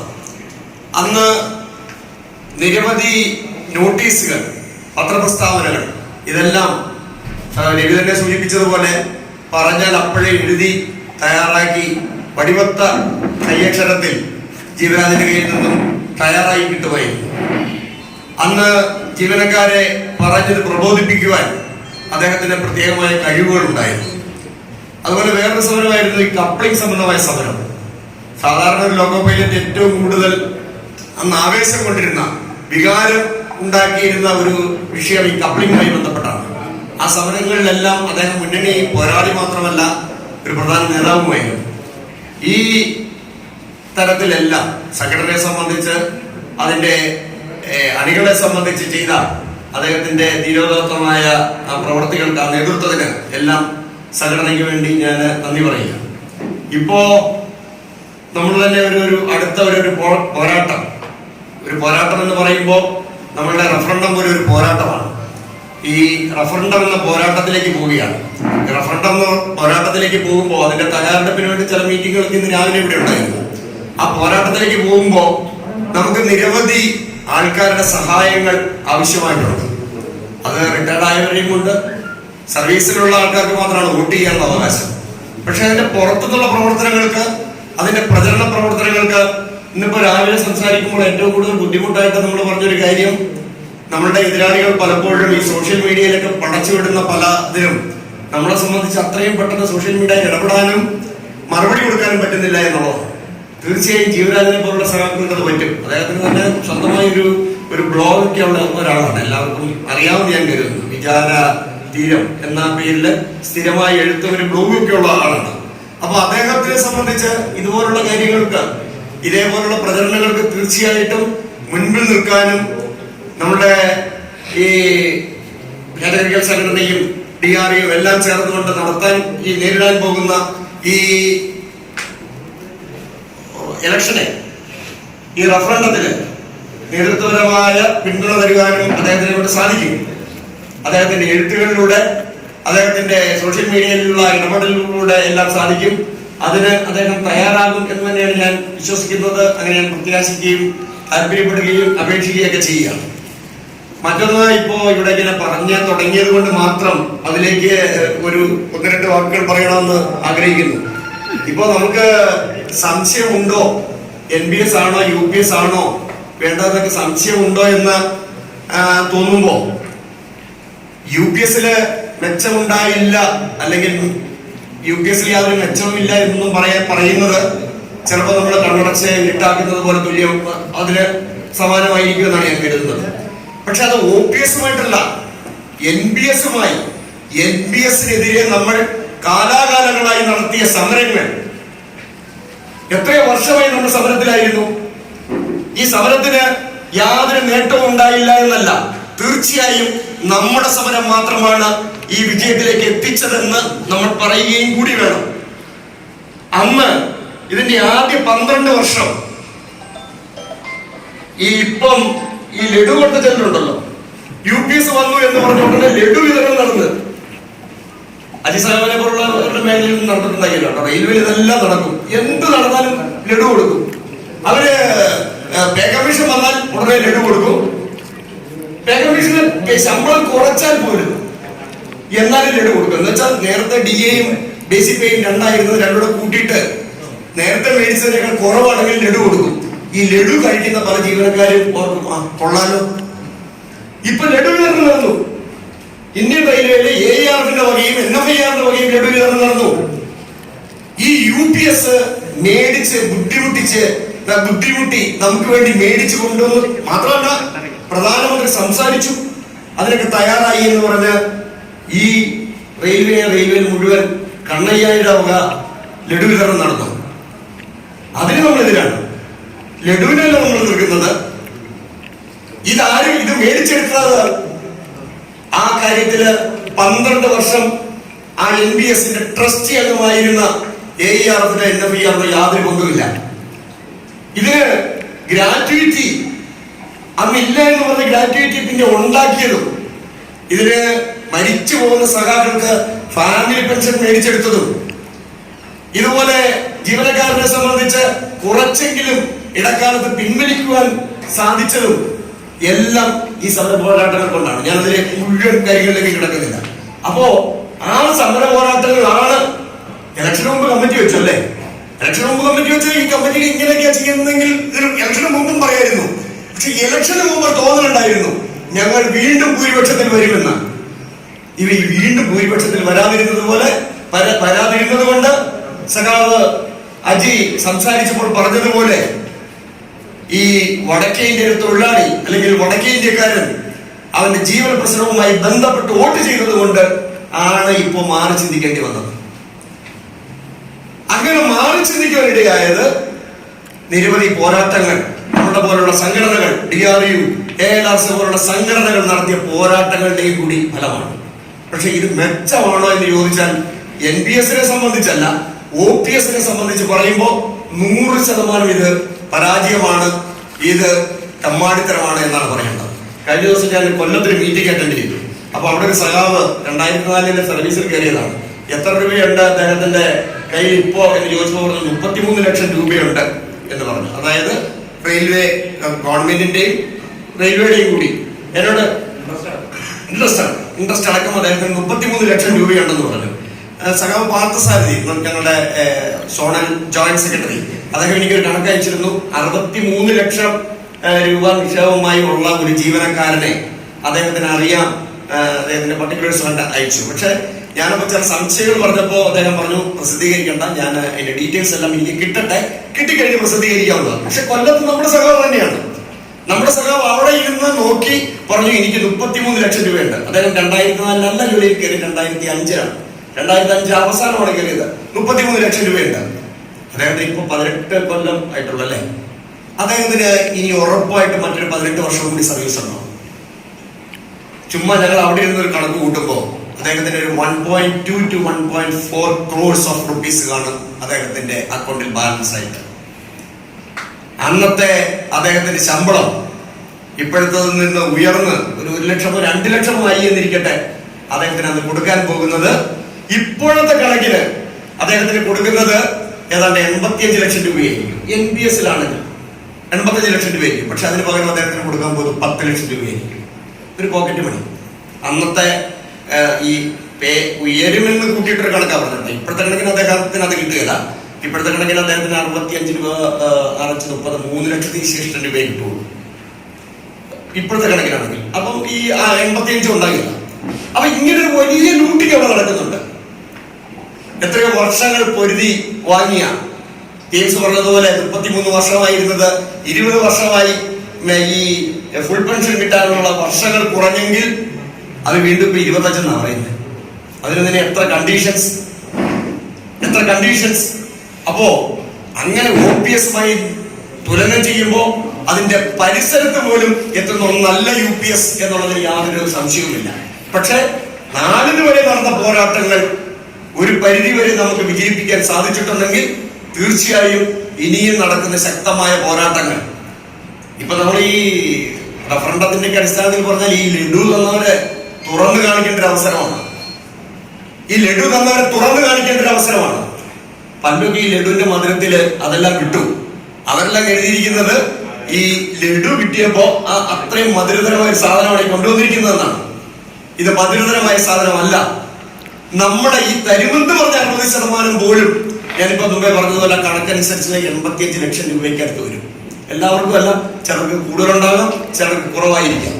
പക്ഷെ അത് പോക്കറ്റ് അടിച്ചിട്ടാണ് ഇപ്പോൾ ഈ തരാമെന്ന് പറയുന്ന മിനിമം പെൻഷനെ പറ്റി പറയുന്നത്. അവിടെ പോലും ഇനിയും ഒത്തിരി കാര്യങ്ങളൊക്കെ ഉണ്ട് കേട്ടോ. ഒരു സ്റ്റാറ്റ്യൂട്ട് ചേഞ്ച് ഉണ്ടായോ? ഇതൊരു സ്റ്റാറ്റ്യൂട്ടറിയാണ്. നമുക്കിപ്പോ പെൻഷൻ കിട്ടുമ്പോ ആ പെൻഷൻ എന്റെ അവകാശത്തിൽപ്പെട്ടതാണ്. അപ്പൊ NPS ജീവനക്കാരനെ UPS ആക്കി മാറ്റുന്നതിനെ സംബന്ധിച്ച് ഒരു പാർലമെന്ററി ഒരു ബില്ലുണ്ടാകുമോ, ഒരു ആക്ട് ഉണ്ടാകുമോ? അങ്ങനെയുള്ള നിരവധി കാര്യങ്ങളുണ്ട്. ഇനി ഞാൻ ദീർഘമായി സംസാരിക്കുന്നത് അഭംഗിയായതുകൊണ്ട് ഞാൻ ഇനിയും അതിലേക്ക് പോകുന്നില്ല. സഖാവ് ജീവരാജന് എല്ലാവിധ ഐശ്വര്യങ്ങളും സന്തോഷവും ജീവിതത്തിൽ തുടർന്ന് നേർന്നുകൊണ്ട് അദ്ദേഹത്തിന്റെ കുടുംബത്തിനും സർവ്വ ഐശ്വര്യങ്ങളും നേർന്നുകൊണ്ടും അതിനോടൊപ്പം സജീവമായ പ്രവർത്തനങ്ങൾക്ക് ഞാനാകെ മനസ്സിലാക്കുന്ന ഒരു ആരോഗ്യ പ്രശ്നം എന്നൊക്കെ പറയുമ്പോൾ ഈ മേശനൊക്കെ കൈയെടുത്ത് വെച്ച് എഴുതുമ്പോ ഉള്ളൊരു ബുദ്ധിമുട്ടല്ലാതെ മറ്റൊരു ആരോഗ്യ പ്രശ്നം ഉള്ളതായിട്ട് എനിക്ക് അറിയത്തില്ല. അപ്പൊ അങ്ങനെ ഉണ്ടെങ്കിൽ ജീവരാജന് തിരുത്താം. അപ്പൊ ഞാൻ പറയുന്നത് അങ്ങനെ ചെറിയ ആരോഗ്യ പ്രശ്നങ്ങൾ ഉണ്ടെങ്കിലും അത് മാറ്റിവെച്ചുകൊണ്ട് നമ്മള് ഈ തൊഴിലാളി പ്രവർത്തനങ്ങൾക്ക് വേണ്ടുന്ന ഉയർന്ന ഉത്തരവാദിത്തങ്ങൾ അദ്ദേഹം ഏറ്റെടുക്കണം. ആ ചെറിയ ആരോഗ്യ പ്രശ്നങ്ങൾ മറന്നുകൊണ്ട് ഇത് ഏറ്റെടുക്കണം എന്ന ഒരു അഭ്യർത്ഥന കൂടി നടത്തി ഞാൻ എന്റെ ആശംസ ഉപസംഹരിക്കുന്നു. നന്ദി, നമസ്കാരം. ബഹുമാനപ്പെട്ട ഉദ്ഘാടകൻ, ഏറ്റവും പ്രിയങ്കരനായ ജീവരാജ്, വേദിയിലുള്ള പ്രമുഖരായ നേതാക്കളെ, പ്രിയമുള്ള തൊഴിലാളി സുഹൃത്തുക്കൾ, ജീവരാജ് എൻ്റെ അടുത്ത സുഹൃത്തൊന്നുമല്ല. 31 കൊല്ലത്തെ സർവീസിനിടയിലെ 10 പ്രാവശ്യം അദ്ദേഹം എന്നെ വിളിച്ചിട്ടുണ്ടാവും. അതിൽ അവസാനത്തെ വിളി 30-ാം തീയതി വൈകുന്നേരമായിരുന്നു. എന്നിട്ട് പറഞ്ഞു, ഞാൻ നാളെ റിട്ടയർ ആകുകയാണ്, 9-ാം തീയതി DRIയുടെ നേതൃത്വത്തിലൊരു യാത്രയപ്പ് ചടങ്ങ് നടത്തുന്നുണ്ട്, താങ്കൾ വരണം. ഞാൻ പറഞ്ഞു വരാം. പിന്നെ എന്തുകൊണ്ട് അദ്ദേഹം എന്നെ വിളിച്ചു ഞാൻ വരാൻ നിർബന്ധിതനായി എന്നുള്ളത്, ഒരു മനുഷ്യന്റെ തൊഴിൽ ജീവിതം എന്ന് പറയുന്നത് ഒരുപക്ഷെ വിലയിരുത്തപ്പെടുക, അവലോകനം ചെയ്യപ്പെടുകയൊക്കെ അദ്ദേഹം റിട്ടയർ ആവുന്ന അതുമായി ബന്ധപ്പെട്ട ചടങ്ങുകളാണ്. അത് വാഴ്ത്തിപ്പാടലുകളോ പുകഴ്ത്തുകളോ ഒക്കെ ആയിട്ട് പലരും വിശേഷിപ്പിക്കുമെങ്കിലും ആ വ്യക്തിത്വം 31 വർഷക്കാലത്തെ തൊഴിൽ ജീവിതത്തിനിടയിൽ സംഘടനയ്ക്ക് എന്ത് നൽകി, നമ്മളുടെ വളർച്ചയ്ക്ക് എന്ത് നൽകി എന്നുള്ളത് നിർണായക കാര്യമാണ്. അതിന് അദ്ദേഹത്തോട് നന്ദി അല്ലെങ്കിൽ ആദരവ് രേഖപ്പെടുത്തേണ്ടതുണ്ട്. ഒരു മനുഷ്യന്റെ വൊക്കാബുലറിയിൽ, അത് വിൻസ്റ്റൺ ചർച്ചിലായാലും സുകുമാർ അഴീക്കോടായാലും അയാളുടെ ഏറ്റവും പ്രമുഖരായ പ്രാസംഗികരായാലും അവരുടെ വൊക്കാബുലറിയിൽ ഉണ്ടാകുക ഏറ്റവും പരമാവധി കണിയാപുരം രാമേന്ദ്രൻ, തോപ്പിൽ രവി, അങ്ങനെ കേരളം കണ്ടിട്ടുള്ള ഏറ്റവും പ്രഗത്ഭരായിട്ടുള്ള ആരുടെ വൊക്കാബുലറിയെ കുറിച്ച് പഠിച്ചാലും പരമാവധി 20,000 വാക്കുകൾ. അവർ പണ്ഡിതരും വാക്കുകളുടെ കുലപതികളും വാക്കുകൾ ഉപയോഗിച്ചുകൊണ്ട് ജനസദസ്സുകളെ താത്വികമായ വിഷയങ്ങൾ അവതരിപ്പിച്ച് അവരുടെ ബോധ്യത്തിലേക്ക് കൊണ്ടുവരുന്നതിലും പ്രാഗൽഭ്യരായിട്ടുള്ളവരാണ് ഈ പറഞ്ഞ പേരുകാരല്ല. സുനിൽ പി ഇളയമാണ് ഇപ്പോൾ അക്കാര്യത്തിൽ ഏറ്റവും തിളങ്ങി നിൽക്കുന്നത്. അപ്പൊ നമ്മളെപ്പോലെയുള്ളവരുടെ വാക്കുകളിൽ, എന്നെ പോലെ, ഞാൻ 7ാം ക്ലാസ് വരെ മലയാളം പഠിച്ചിട്ടുണ്ട്. 8, 9, 10 ക്ലാസ്സുകളിൽ ഞാൻ പഠിച്ച സ്കൂൾ ടെക്നിക്കൽ സ്കൂൾ ആയതുകൊണ്ട് ആഴ്ചയിൽ ഒരു ദിവസം മലയാളം ഉണ്ടായിരുന്നു. പിന്നീട് പഠിച്ച സ്ഥലത്തൊന്നും മലയാളം ഒരു ഭാഷയായിരുന്നു. ഞാൻ ട്രേഡ് യൂണിയൻ രംഗത്തേക്ക് കടന്നു വന്നപ്പോൾ വാക്കുകൾ അന്വേഷിച്ച് നടക്കുകയും എങ്ങനെയാണ് ഒരു വിഷയം അവതരിപ്പിക്കുക. നമ്മുടെ വൊക്കാബുലറിയിൽ പരമാവധി 200-300 വാക്കുകൾ. ഒരു വിഷയം വിശദമായിട്ട് അവതരിപ്പിക്കണമെന്നുണ്ടെങ്കിൽ ഈ ഭാഷയിൽ പാണ്ഡിത്യം വേണം. ഇംഗ്ലീഷ് മീഡിയം സ്കൂളിൽ പഠിച്ചവരൊക്കെ ഈ വേദിയിലിരിപ്പുണ്ട്, അവർക്ക് കുറച്ചുകൂടി പാണ്ഡിത്യമുണ്ട്. അപ്പൊ നമ്മളങ്ങനെ അന്വേഷിച്ച് നടക്കുന്നതിൽ എനിക്ക് ചില വാക്കുകൾ സംഭാവന ചെയ്തതിലൂടെയാണ് ഞാൻ AR ജീവരാജനെ ആദരവോടെ ഓർക്കുന്നത്. ആ വാക്കുകൾ ഞാൻ പലപ്പോഴും ഞാൻ എവിടെയൊക്കെ സംസാരിക്കുന്നുണ്ടോ അവിടെയൊക്കെ അത് ഉപയോഗിക്കാറുണ്ട്. അദ്ദേഹം എന്നെ പഠിച്ച വാക്കുകളിൽ ഒന്ന് ദിശാബോധം എന്നുള്ളത്. ആ ആ വാക്കിന് വളരെ, ഞാൻ അങ്ങനെ ഒരു വാക്കിൻ്റെ 7ാം ക്ലാസ് വരെയുള്ള പഠനത്തിൽ ശ്രദ്ധിച്ചിട്ടില്ലാത്തൊരു വാക്കാണ്. ആ വാക്ക് ഞാൻ വീണ്ടും പലപ്പോഴും പല സ്ഥലങ്ങളിൽ പലവട്ടം ആവർത്തിച്ചിട്ടുണ്ട്. പിന്നീട് അദ്ദേഹം എന്നെ പഠിപ്പിച്ചൊരു വാക്ക്, തൊഴിലിടങ്ങളിൽ ഉരുത്തിരിയേണ്ട സാംസ്കാരികമായ ഔന്നത്യം. അത് വലിയൊരു പ്രയോഗം തന്നെയാണ്. അതിലൊത്തിരി ആശയങ്ങൾ അടങ്ങിയിരിക്കുന്നുണ്ട്. ആ വാചകം അദ്ദേഹമാണ് എനിക്ക് പറഞ്ഞത്. പിന്നീട് അദ്ദേഹം പഠിപ്പിച്ച ഒരു വാചകം, ഞാനിത് ഇത്രയും കൃത്യമായിട്ട് ഓർത്തിരിക്കുന്നതിന്റെ കാരണം എന്ന് പറയുന്നത്, അത് പലവട്ടം ഉപയോഗിക്കുകയും അത് പലവട്ടം ഉപയോഗിക്കാൻ പ്രേരക ശക്തിയായി തീർന്നു ഈ മനുഷ്യനാണ്. നേതൃത്വത്തിനുണ്ടായിരിക്കേണ്ട ധാർമ്മികമായ ബോധം, അതും അദ്ദേഹം എന്നെ പഠിപ്പിച്ച ഒരു ചെറിയ വാചകം. ഇതൊക്കെ പലവട്ടം ഉപയോഗിക്കുമ്പോൾ ഇദ്ദേഹത്തെ ഞാൻ ഓർത്തുപോയി. അങ്ങനെ ആ ഒരു പ്രയോഗങ്ങൾ നൽകിക്കൊണ്ട് ഒരുപക്ഷെ ഞാൻ സംസാരിക്കുമ്പോൾ അത് ശ്രദ്ധിക്കപ്പെടുന്നതിൽ കാരണക്കാരനായിട്ടുള്ള ഒരാള് തയ്യാർ ജീവനായിരുന്നു. ഒപ്പം തന്നെ ഇപ്പൊ പലരും പറഞ്ഞു അദ്ദേഹത്തിന് ശാരീരികമായ അസ്വസ്ഥതകൾ കൊണ്ടാണ് അദ്ദേഹം. ഞാൻ അദ്ദേഹത്തോട് ചോദിച്ചു, താങ്കൾ എന്തുകൊണ്ടാണ് ഇപ്പോൾ ബിഹാർ കൊടുത്ത് പോകുന്നത്? എനിക്ക് കിട്ടിയ മറുപടിയാണ് ഞാൻ പറയുന്നത്. അദ്ദേഹം പറഞ്ഞത്, തൊഴിലിടങ്ങളിൽ സംതൃപ്തിയും അസംതൃപ്തിയും ഉണ്ടാകും. നമ്മൾ യാത്ര പറഞ്ഞ് പിരിയുമ്പോൾ, അല്ലെങ്കിൽ നമ്മൾ തൊഴിലിടങ്ങളിൽ നിന്ന് പിരിയുമ്പോഴാണ് നമുക്ക് മനസ്സിലാകുക നമുക്ക് ആ തൊഴിൽ ജീവിതം സംതൃപ്തിയാണോ നൽകിയത്, അസംതൃപ്തിയാണോ നൽകിയത് എന്നുള്ളത്. ആ സംതൃപ്തിയും അസംതൃപ്തിയും സ്വന്തം വ്യക്തിത്വവുമായി ബന്ധപ്പെട്ട തൻ്റെ വളർച്ചയ്ക്ക് മാത്രമാണ് ആ സംതൃപ്തിയും അസംതൃപ്തിയും ഉപകാരപ്പെട്ടതെങ്കിൽ അത് സ്വകാര്യമായൊരു അഹങ്കാരം മാത്രമാണ്. പക്ഷെ അദ്ദേഹം എന്നോട് പറഞ്ഞത്, തൊഴിൽ അത്ര സംതൃപ്തി നിറഞ്ഞതല്ല എന്ന് ഞാൻ അവകാശപ്പെടുന്നില്ല എന്നാണ്. അങ്ങനെ തന്നെയാണ് പറഞ്ഞത്. നിഷേധിക്കുന്നു. പിന്നെ എന്താണ് താങ്കൾക്ക് ഉള്ള പ്രശ്നം? എനിക്കൊരു അസംതൃപ്തി അനുഭവപ്പെടുന്നുണ്ട്. അതെന്താണ്? അത് എൻ്റെ മുൻപിലേക്ക് വരുന്നവർ ഈ അടുത്ത കാലത്തുണ്ടായ വിഷയങ്ങളുമായി ബന്ധപ്പെട്ട് CRC എന്ന് പറയുന്ന പോസ്റ്റിലിരിക്കുമ്പോൾ എൻ്റെ മുമ്പിലേക്ക് വരുന്നവരുടെ അസംതൃപ്തി എൻ്റെ അസംതൃപ്തിയായിട്ട് മാറും. അങ്ങനെയല്ലേ ജീവരാജ പറഞ്ഞത്? അങ്ങനെ തന്നെയാണ് പറഞ്ഞത്. അതൊരു ഔന്നത്യമാണ്. ഒരു തൊഴിലാളി പ്രവർത്തകല്ലേ, അദ്ദേഹം പഠിച്ച, അല്ലെ അദ്ദേഹത്തിന്റെ തന്റെ മുൻപിൽ വരുന്ന തൊഴിലാളി, തന്റെ മുമ്പിൽ വരുന്ന തൊഴിലാളി ഒരു സമരത്തിന്റെ പാതയിലൂടെ പോയിക്കൊണ്ടിരിക്കുന്നു. അവൻ PR ചോദിക്കുന്നു, അവൻ ആബ്സെന്റ് ഇടുന്നു, അവന്റെ ശമ്പളം നഷ്ടപ്പെടുന്നു. ഇത് കണ്ടുകൊണ്ടിരിക്കുമ്പോൾ ഉണ്ടാകുന്ന ഒരു അസ്വസ്ഥത അദ്ദേഹത്തിൽ ഒരു അസംതൃപ്തിയായിട്ട് മാറുകയും ആ അസംതൃപ്തി ഒരു VR-ന് കാരണമാവുകയും ചെയ്തു എന്നാണ് ഞാൻ മനസ്സിലാക്കിയത്. ശാരീരികമായ അസ്വസ്ഥത ഉണ്ട്. അദ്ദേഹത്തിന്റെ അപകടം ഉണ്ടായിക്കഴിഞ്ഞപ്പോൾ ഈ 10 കോളുകളിൽ ഒന്ന് ഈ അപകടം ഉണ്ടായിക്കഴിഞ്ഞ ഒരു വെളുപ്പാങ്കാലത്ത് ഒരു വിളി എനിക്ക് വരുന്നുണ്ട്, ഇതെനിക്ക് അർഹതപ്പെട്ടതാണ് എന്ന് ചോദിച്ചു. അതൊരു വഴിത്തിരിവായിരുന്നു. അപ്പൊ ആ അസംതൃപ്തി ആണ്, അല്ലെങ്കിൽ തൻ്റെ മുൻപിൽ വരുന്ന, താനൊരു CRC പോസ്റ്റ് എന്ന് പറയുന്നത് സൂപ്പർവൈസറി പോസ്റ്റാണ്. സാധാരണ അതാണ് റെയിൽവേയുടെ സങ്കല്പം. പാർട്ട് ഓഫ് മാനേജ്മെന്റ് ആണ് സൂപ്പർവൈസറി കേഡറുണ്ട്. അപ്പൊ തൻ്റെ മുൻപിൽ വരുന്ന തൊഴിലാളിയോട് വേണമെങ്കിൽ കമാൻഡ് ചെയ്യാം. അതാണ് ആ പോസ്റ്റിന്റെ പ്രത്യേകത. അങ്ങനെ ഒരു പോസ്റ്റിൽ ഇരിക്കുമ്പോഴും ഈ മുമ്പിൽ വരുന്നതിന്റെ മുഖത്തുള്ള ആ അസംതൃപ്തി തന്റെ അസംതൃപ്തിയായിട്ട് ഏറ്റുവാങ്ങി വിട പറയുന്ന ഒരു തൊഴിലാളി സുഹൃത്താണ് AR ജീവരാജ്. അതിൽ അങ്ങയോട് എനിക്ക് ആദരവുണ്ട്. ആ ഒരു മനോഭാവം സഹപ്രവർത്തകർ തിരിച്ചറിയേണ്ടതുണ്ട്. മറ്റൊന്ന്, ഇവിടെ എല്ലാവരും സംസാരിച്ചപ്പോൾ ഒരു കാര്യം, ഞാനത് പറയുന്നത് തെറ്റാണെന്ന് ക്ഷമിക്കണം, വിമർശനാത്മകമായിട്ട് പറയുന്നത്, നമ്മളൊരു മെസ്സേജ് ഒരു ഗ്രൂപ്പിലേക്ക് ഇടുകയാണെങ്കിൽ ആ വിഷയം വായിച്ചു നോക്കുന്നതിന് മുമ്പേ കൈയടിക്കുന്നത് നിർത്തകളായവരാണ്. എന്താണ് അതിൽ എഴുതിയിരിക്കുന്നത് അതുപോലും വായിക്കുന്നത്. അവിടെ നമ്മൾ സർവീസിലിരിക്കുന്ന ഒരാളോട് ഞങ്ങളിങ്ങനെ ഒരു മെസ്സേജ് ഇട്ടിട്ടുണ്ട്, നിനക്ക് എന്താണ് അതിനെക്കുറിച്ച് അഭിപ്രായം എന്ന് ചോദിക്കാനുള്ള ഒരു ധാർമ്മികത നേതൃത്വത്തിനും ഉണ്ടാകണം. ഒപ്പം തന്നെ ഇപ്പോൾ സംസാരിച്ചവരെല്ലാം പറഞ്ഞു, ഏത് മേഖലയിൽ ചെന്നാലും റിട്ടയർ ആയവരുടെ സംഭവമാണ് നടക്കുന്നത്. എവിടെ ചെന്നാലും, ഞാൻ റെയിൽവേയിൽ മാത്രമാണ് നൽകിയത്, ഇപ്പോഴാണ് പറഞ്ഞത് എല്ലായിടത്തും അങ്ങനെയാണ്. അങ്ങനെയാണെങ്കിൽ നമ്മൾ ഉപയോഗിക്കുന്ന ഭാഷയും, അല്ലെങ്കിൽ പുതിയതായിട്ട് ഒരാൾ കടന്നു വരുവാൻ പറ്റുന്ന, അല്ലെങ്കിൽ അവന് സ്വീകാര്യമായ ഒരു ഭാഷയും കൂടി ഉപയോഗിക്കുകയാണെങ്കിൽ അവനോട് കാര്യങ്ങൾ പറഞ്ഞ് ബോധ്യപ്പെടുത്താൻ, കാരണം എനിക്ക് മുൻപേ പോയവര് പറഞ്ഞ് ബോധ്യപ്പെടുത്തുന്നത് കൊണ്ടാണല്ലോ 38 വർഷവും ഞാൻ ഇവിടെ നിന്ന് സംസാരിക്കുന്നത്. അവരെ ഞാൻ വിശ്വസിച്ചിരുന്നു, അവരെ ഞാൻ അംഗീകരിച്ചിരുന്നു, അവർ പറഞ്ഞത് സത്യമായിരുന്നു. അങ്ങനെയാണെങ്കിൽ നമ്മൾ ഉപയോഗിക്കുന്ന ഭാഷയിൽ എന്തെങ്കിലും കുഴപ്പമുണ്ടോ എന്ന് പരിശോധിക്കുന്നതും നല്ലതല്ലേ എന്നുള്ളൊരു ചെറിയ സംശയമാണ്. വലിയ വില കൽപ്പിക്കണമെന്നില്ല, ഞാനിവിടെ പങ്കുവെക്കുകയാണ്. ജീവരാജൻ ഒരിക്കലും ഏതെങ്കിലും ഒരു മുറിക്കുള്ളിൽ ഒതുങ്ങിക്കൂടുമെന്ന് ഞാൻ വിശ്വസിക്കുന്നില്ല. അദ്ദേഹത്തിന്റെ ബ്ലോഗ് എന്നെയും ചേർത്തിരുന്നു. ഈ ഓട്ടപ്പാച്ചിലിനിടയിൽ അതിനോട് പ്രതികരിക്കാനൊന്നും എനിക്ക് കഴിഞ്ഞിരുന്നില്ല. പക്ഷേ അക്ഷരങ്ങൾ, വാക്കുകൾ തന്നെയാണ് രാജാവ്.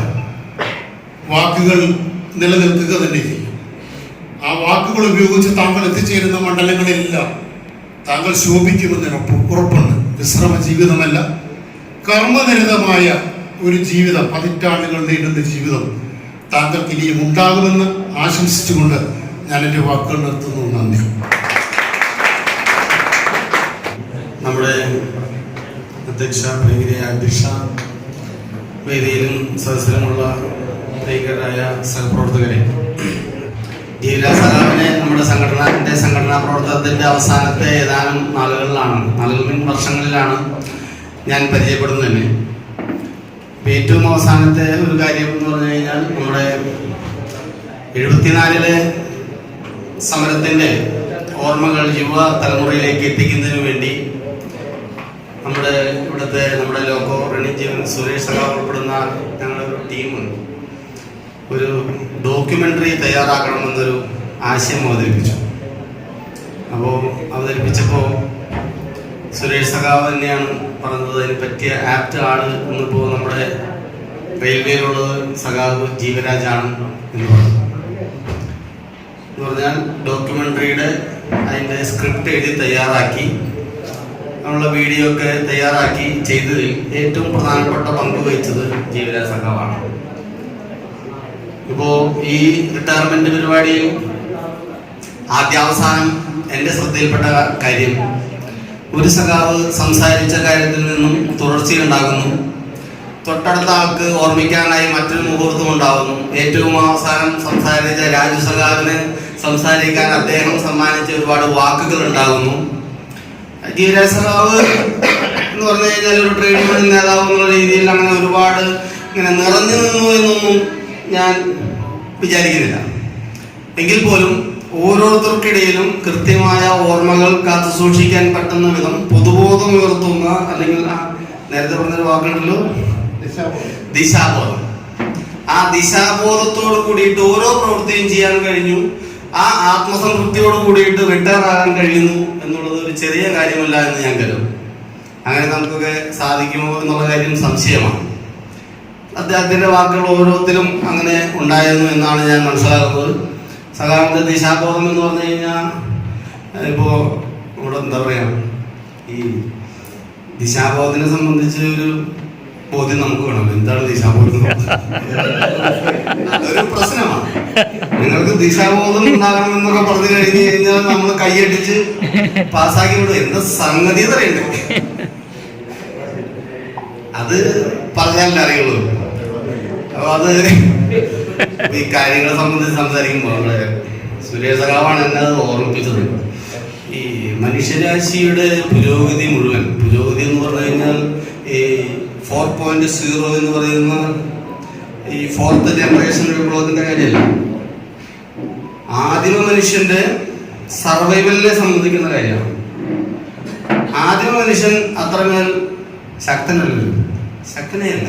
ബാക്കിയുള്ള സിംഹം, കടുവ, പുലി തുടങ്ങിയ ദിനോസർ മനുഷ്യനില്ല, അങ്ങനെയുള്ള ജീവികളുടെ അടുത്ത് മത്സരിക്കാൻ മാത്രം കായിക ശേഷി ഇല്ലാത്ത ഒരു ജീവി, ആ ജീവി മറ്റുള്ള ജീവികളുടെ മുഴുവൻ മുകളിലേക്ക് ഒരു ഡോമിനേഷൻ വരുന്ന വിധത്തിൽ വളരുന്നതിന് പിന്നിലുള്ള ഒരു സംഗതിയുണ്ട്. അത് മനുഷ്യന്റെ കൂട്ടായ്മയാണ്, സംഘടിത ശേഷിയാണ്. ആ സംഘടിത ശേഷിയാണ് മനുഷ്യനെ മനുഷ്യനാക്കി വളർത്തുന്നതിൽ ഏറ്റവും പ്രധാനപ്പെട്ട കാര്യമെന്ന് മനസ്സിലാക്കുക എന്നുള്ളൊരു കാര്യം ഈ ദിശാബോധത്തിന്റെ ഒന്നാമത്തെ പാഠമാണെന്ന് ഞാൻ വിചാരിക്കുന്നു. കൂടുതൽ പറയുന്നതിലേക്ക് 2 മിനിറ്റ് തന്നുള്ളത് കൊണ്ട് ഞാൻ അവസാനിപ്പിക്കുകയാണ്. നല്ല നല്ല ഓർമ്മകൾ സംഘടനാ തലത്തിൽ സമ്മാനിച്ചുകൊണ്ടാണ് സഖാവ് DRUവിന്റെ അതുപോലെ സർവീസിൽ നിന്നും റിട്ടയർ ആവുന്നത്. ഇനിയും സഖാവിന്റെ സഹായം നമുക്ക് ലഭിക്കും എന്ന് തന്നെ ആത്മാർത്ഥമായി കാംക്ഷിക്കുകയും അതുപോലെ തന്നെ ആഗ്രഹിക്കുകയും ചെയ്തുകൊണ്ട് സഖാവിന്റെ റിട്ടയർമെന്റ് ലൈഫ് നല്ലതായി തീരട്ടെ എന്ന് മാത്രം ആഗ്രഹിച്ചുകൊണ്ട് തിരുവനന്തപുരം ഡിവിഷണൽ കമ്മിറ്റിക്ക് വേണ്ടി അഭിവാദ്യങ്ങൾ അർപ്പിച്ചുകൊണ്ട് അവസാനിപ്പിക്കുക.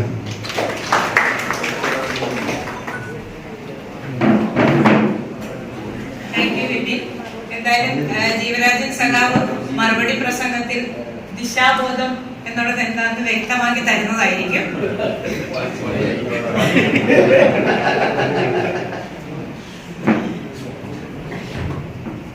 ആശംസകൾ അങ്ങനെ ഒത്തിരി ഏറ്റുവാങ്ങി ഒരു ചടങ്ങ് നമുക്ക് ഇവിടെ ബാക്കി നിൽക്കുന്നു. രാജസ്ഥാൻ സ്വദേശികളായ ALP-മാർ ഛത്രപാൽ മഹാവർ, ഋഷികുമാർ മീണ, മുകേഷ് കുമാർ, ഇവര് 3 പേര് മലയാളം അറിയാലോ. 3 പേര് വരാം. തലപ്പാവ് ഇവർക്ക് അവരുടെ ഒരു ഭയങ്കര നല്ലൊരു ചടങ്ങാണ് തലപ്പാവ് കെട്ടിക്കൊടുക്കുക എന്നുള്ളത്. അതിനായിട്ട് 3 പേരെ यूज किया जाता है। इसको जैसे कोई ज़्यादा प्रॉब्लम आता है तो इसको कोई ऐसे सिर से ऊपर निकाल के जैसे किसी के चरणों में रखते हैं ना, उस तरह कोई बात नहीं मानता है तो उसको उसके चरणों में डाल के उसको आग्रह किया जाता है प्लीज कि ये बात मानो हमारी। तो इसके ऊपर से वो आदमी फिर ये नहीं है कि बाद में नहीं मान रहा, वो बहुत इजीली मान जाता है। इसका यूज उसके लिए भी किया जाता है। धन्यवाद।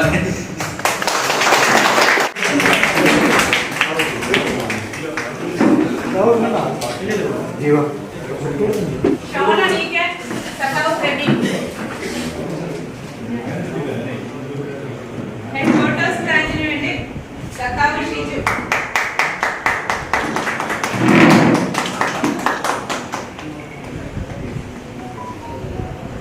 KLRSയുടെ ഷോൺ അണിയിക്കുന്നതിന് വേണ്ടി ജോയിന്റ് സെക്രട്ടറി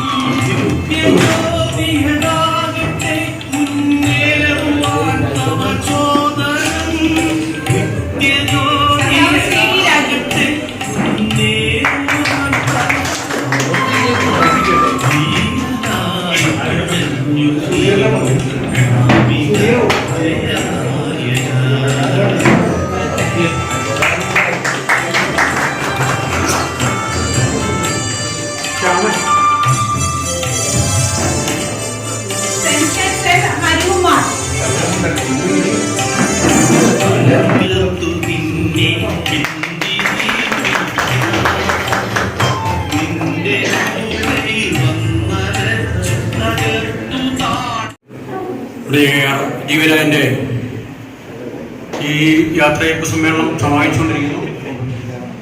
ഈ അവസരത്തിൽ ജീവരാജനോടൊപ്പം ഏതാണ്ട് ഫുൾ ടൈം വർക്ക് ചെയ്യാനുള്ള അവസരം കിട്ടിയ ഒരു വ്യക്തിയാണ് എനിക്ക്. ഇതിനെ പറ്റി എല്ലാവരും പറഞ്ഞു. അതിനേക്കാൾ വേണ്ടി എൻ്റെ സംഘടനാ പ്രവർത്തനത്തിൽ ഏറ്റവും കൂടുതൽ സഹായം ചെയ്ത ഒരു വ്യക്തിയാണ്. ഈ പറഞ്ഞ പോലെ തന്നെ ഡിവിഷണൽ സെക്രട്ടറി ആയിരിക്കുമ്പോഴും ഡിവിഷൻ പ്രസിഡന്റ് ആയിരിക്കുമ്പോഴും ബ്രാഞ്ച് സെക്രട്ടറി ആയിരിക്കുമ്പോഴും ഒക്കെ തന്നെ അന്ന് ഞങ്ങളോടൊപ്പം നിൽക്കുന്നത് എൽമണി സാറും റോളിയൊക്കെ തന്നെയാണ്. പക്ഷേ ബ്രാഞ്ചിലെയൊക്കെ റെസൊല്യൂഷനും അല്ലെങ്കിൽ ഡിവിഷൻ കമ്മിറ്റിയുടെ ഒക്കെ റെസൊല്യൂഷൻ എഴുതാനും മലയാളത്തിൽ അത് ഇംഗ്ലീഷിലാക്കി എനിക്ക് ഏറ്റവും കൂടുതൽ സഹായം ചെയ്തിരിക്കുന്നത് AR ജീവരാജനാണ്. അത്രമേൽ ഒരു ആ തൊഴിലാളി പക്ഷത്ത് നിന്ന് ഡ്രാഫ്റ്റ് ചെയ്യുക എന്ന് പറയുന്ന ഒരു വളരെ നല്ലൊരു സമീപനമാണ്. കാരണം എല്ലാവർക്കും ഡ്രാഫ്റ്റ് ചെയ്യുന്ന പോലെയല്ല ഒരു ട്രേഡ് യൂണിയൻ ലീഡർ ഡ്രാഫ്റ്റ് ചെയ്യുമ്പോൾ പല കാര്യങ്ങളും നമുക്കറിയാവുന്ന നമ്മുടെ എല്ലാവരെയും സംബന്ധിച്ച് അഖിലേന്ത്യാ തലത്തിലുള്ള എല്ലാ റെപ്രസെന്റേഷനും ഡ്രാഫ്റ്റ് ചെയ്യുന്ന എൽമണി സാറാണ്. ഇപ്പം ജെയിംസ് ഉണ്ട്, റോഡി ഉണ്ട്. എങ്കിൽ പോലും ഓരോ ഡ്രാഫ്റ്റിങ്ങും പെട്ടെന്ന് തൊഴിലാളികൾക്ക് മനസ്സിലാവുന്ന ഭാഷയിൽ നമ്മൾ ഡ്രാഫ്റ്റ് ചെയ്താൽ പെട്ടെന്ന് തൊഴിലാളികൾക്ക് മനസ്സിലാവും. പക്ഷേ അധികാരികൾ അത് അക്സെപ്റ്റ് ചെയ്യുന്നില്ല എന്നുള്ള വാസ്തവം. അത് നമുക്ക് അധികാരികളുടെ അടുക്കൽ പേ കമ്മീഷൻ ആയാലും അതുപോലെ തന്നെ ഉന്നതാധികാരികൾ ക്യാബിനറ്റ് സെക്രട്ടറിമാർ അടക്കം നമ്മൾ കൊടുക്കുന്ന റെപ്രസെൻറ്റേഷനും ഒക്കെ വളരെ വളരെ അർത്ഥവത്തായ രീതിയിൽ കൃത്യമായ പോയിന്റുകളോട് കൂടി മാത്രം പ്രസന്റ് ചെയ്യാനേ പറ്റുള്ളൂ. അല്ലാതെ ഈ പറയുന്ന നമ്മൾ മറ്റുള്ള യൂണിയൻകാരി ഇതുപോലെ ലഡു പോലെ കൊടുക്കാവുന്ന കാര്യങ്ങളല്ല. അത്തരത്തിലുള്ള റെപ്രസെൻറ്റേഷൻ ഡ്രാഫ്റ്റ് ചെയ്യുന്നതിൽ വളരെ നല്ല കഴിവുള്ള ഒരു വ്യക്തിയായിരുന്നു വേറെ ജിവരാജൻ. നിങ്ങളെപ്പോലെ തന്നെ ഈ ഡിപ്ലോമയ്ക്കൊക്കെ വരുന്നതിന് മുമ്പ് അദ്ദേഹം ഈ ഡ്രാഫ്റ്റിംഗ് തന്നെയല്ല, ഈ ജേർണലിസം പഠിച്ച് പാസ്സായതാണ്. ജേർണലിസം പഠിച്ചതാണ്, ആരും ഇതുവരെ പഠിച്ചിട്ട് പറഞ്ഞെന്ന് തോന്നുന്നില്ല. ജേർണലിസം പഠിച്ച് പാസ്സായി അതിന്റെ പുറകെ നടക്കാനിരുന്ന വ്യക്തിയാണ്. അവസാനം ALP ആയിട്ട് വെച്ചത് ഇങ്ങനെ വന്നു. അപ്പൊ അത്തരത്തിൽ എല്ലാ കാര്യങ്ങളും പത്രങ്ങളെ സംബന്ധിച്ചും പത്രവാർത്തകളെ സംബന്ധിച്ചും ഡ്രാഫ്റ്റ് ചെയ്യുന്നതിനെ പറ്റി വ്യക്തമായ പഠിച്ച് അത് ഡ്രാഫ്റ്റ് ചെയ്തുകൊണ്ടിരുന്ന ഒരാൾ തന്നെയാണ്. പിന്നെ ജീവനാനെ സംബന്ധിച്ച് നിങ്ങൾക്കറിയാം, 10-15 കൊല്ലമായിട്ട് CRC ഒരു ലോക്കോ റണ്ണിംഗ് സ്റ്റാഫിന്റെ സൂപ്പർവൈസറായിട്ട് വർക്ക് ചെയ്യണം. ആ സൂപ്പർവൈസറായിട്ട് വർക്ക് ചെയ്യുമ്പോൾ CD പറഞ്ഞ പോലെ നമ്മുടെ സഹപ്രവർത്തകർ ഇങ്ങോട്ട് വന്നിട്ട് നമ്മളോട് ചൂടാവുന്ന ഒരു അവസ്ഥ. ലീവ് തരുന്നില്ലേ, ജീവരാജ് ലീവ് കൊടുക്കാൻ പറ്റുമോ? മോളിൽ നിന്ന് ഒരു ഓർഡർ കിട്ടാതെ ലീവ് കൊടുക്കാൻ പറ്റില്ല. ഏത് സൂപ്പർവൈസറും ഏത് അധികാരിയും ഉന്നത അധികാരികളുടെ ആ രീതിയിൽ തന്നെ നിൽക്കാൻ പറ്റുള്ളൂ. അവിടെ എത്ര വലിയ തൊഴിലാളിപക്ഷ നേതാവായാലും കമ്മ്യൂണിസ്റ്റ് ആയാലും അതാണ് അതിന്റെ വ്യത്യാസം. അല്ലെങ്കിൽ പിന്നെ സ്വന്തം ജീവിതം കളഞ്ഞ് ജീവരാജെ പോലെ ബുദ്ധിമുട്ട് ഒക്കെ സഹിച്ച് VR കൊടുത്തായാലും തൊഴിലാളികളെ ഉപദ്രവിക്കുന്നില്ല എന്നുള്ള രീതിയിൽ മാറിപ്പോണം. നമുക്കറിയാം നമ്മുടെ കൂടെയുള്ള എത്ര സൂപ്പർവൈസർമാരൊക്കെയുണ്ട്, ചുരുക്കമാണ്. നമുക്ക് അനുകൂലമായ ഒരു തീരുമാനം എടുക്കുന്നത് തന്നെ സൂപ്പർവൈസർമാർ കുറവാണ്. പിന്നെ ചുരുക്കം ചില നമ്മുടെ രാഷ്ട്രീയത്തോടെ ഇടതുപക്ഷത്തിനോടോ അല്ലെങ്കിൽ നമ്മുടെ താല്പര്യത്തോട് തൊഴിലാളിപക്ഷ താല്പര്യമുള്ള സൂപ്പർവൈസർമാര് വേണേ അത് പറയും, മോഡിൽ നിന്ന് ഇങ്ങനെയൊക്കെ നിർദ്ദേശം കിട്ടിയിരിക്കുന്നത് എന്താണെന്ന്. ഇവിടെ പല സമരങ്ങളും നടത്തി, ഒത്തിരി സമരങ്ങൾ നേതൃത്വത്തിൽ നിന്ന് അത് സെറ്റിൽ ചെയ്യുന്ന കാര്യത്തിൽ ഞാൻ മുൻപന്തിയിൽ നിന്ന് കാണും. അതുകൊണ്ട് എനിക്കറിയാം പല കാര്യങ്ങളും റെയിൽവേ ബോർഡ് തീരുമാനിച്ച് അത് നമ്മൾ അറിയുന്ന ഭാസ്കരാചാര്യ മുഖാന്തരവും നമ്മുടെ MP മുഖാന്തരവും നമ്മുടെ ചീഫ് മിനിസ്റ്റർ പിണറായി അടക്കമുള്ള ആൾക്കാർ അക്കാലത്ത് നമുക്ക് പറഞ്ഞു തന്നിട്ടുണ്ട്. ഇന്ത്യൻ തീരുമാനമാണ് റെയിൽവേ ബോർഡിൽ വരുന്നത്, നിങ്ങൾ ഏത് രീതിയിൽ എന്താ ചെയ്യുന്നത് ആ രീതിയിൽ. അപ്പം സൂപ്പർവൈസർമാരെല്ലാം ഒരു സൈഡിൽ തന്നെയാണ്, നമുക്ക് തൊഴിലാളികൾക്കെതിരെ തന്നെയാണ്. അവർക്ക് തൊഴിലാളികൾക്ക് അനുകൂലമായിട്ട് ഒരു സമീപനവും ഒരു നടപടി എടുക്കാൻ പറ്റുന്നില്ലാത്ത അന്തരീക്ഷമാണ് ഇന്നത്തെ സാഹചര്യത്തിലുള്ളത്. ഒരിക്കലും തൊഴിലാളി പക്ഷത്തിന് അനുകൂലമായ ഒരു തീരുമാനം നമ്മുടെ LI-മാർക്കോ CI-മാർക്കോ നമ്മുടെ ഈ ലോക്കോ ഇൻസ്പെക്ടർമാർ ട്രാഫിക് ഇൻസ്പെക്ടർമാർ അടക്കം SMR അടക്കം SMR എന്ന് പറയുന്നത് നമ്മുടെ സൊസൈറ്റിയിലെ ഒരു ഡയറക്ടർ ബോർഡ് മെമ്പറാണ്. നമുക്കറിയാം ലാസ്റ്റ് കഴിഞ്ഞ ദിവസം SMR-ന്റെ ഭാര്യ മരിക്കുന്ന സംഭവം വരുന്നുണ്ട്. അത്രമേൽ ടെൻഷനാണ് അവർക്ക്. 2 ദിവസമായിട്ട് വീട്ടിൽ പോകാതെ എന്ന് നോക്കുന്നു. വൈഫാണ് അതിലും വലിയ ജോലി നിൽക്കുന്നു. 2 ദിവസത്തിനിടെ കൊണ്ട് പരി കൂടി അവര് മരിക്കുന്ന സാഹചര്യം നമുക്ക് അറിയാം. അത്രമേൽ ജോലി സാഹചര്യം വളരെ ടൈറ്റായിട്ട് സ്വന്തം യുവ കാലഘട്ടത്തിലാണ് നമ്മളെപ്പോലുള്ള യുവമക്കൾ നിങ്ങളെ പോലുള്ളവര് ആരോഗ്യം എത്രയും മാറ്റി വെച്ചോണ്ട് പനിയാണെങ്കിലും നമ്മൾ ഡ്യൂട്ടിക്ക് പോകാവുന്നൊരു താല്പര്യം വരുമ്പം പനി കൂടി അവസാനം മരണത്തിലേക്ക് എത്തുന്ന രീതിയിലേക്ക് വരുന്നു. ആ രീതിയിലുള്ള സാഹചര്യം തൊഴിൽ മേഖലയെ അനുഭവിച്ചുകൊണ്ടിരിക്കുകയാണ്. പെൻഷന്റെ ഇപ്പം യൂണിഫൈഡ് പെൻഷൻ വന്നപ്പം എനിക്ക് സംശയിച്ചില്ല. ന്യൂ പെൻഷൻ ആയിരുന്നേ പഴയ പെൻഷൻകാർക്ക് അതിനകത്ത് ചേരാവുന്നതായിരുന്നു. ആ പെൻഷൻ കൊണ്ട് ആ പേരുകൊണ്ട് തന്നെ ന്യൂ പെൻഷൻകാർക്കായിരുന്നു.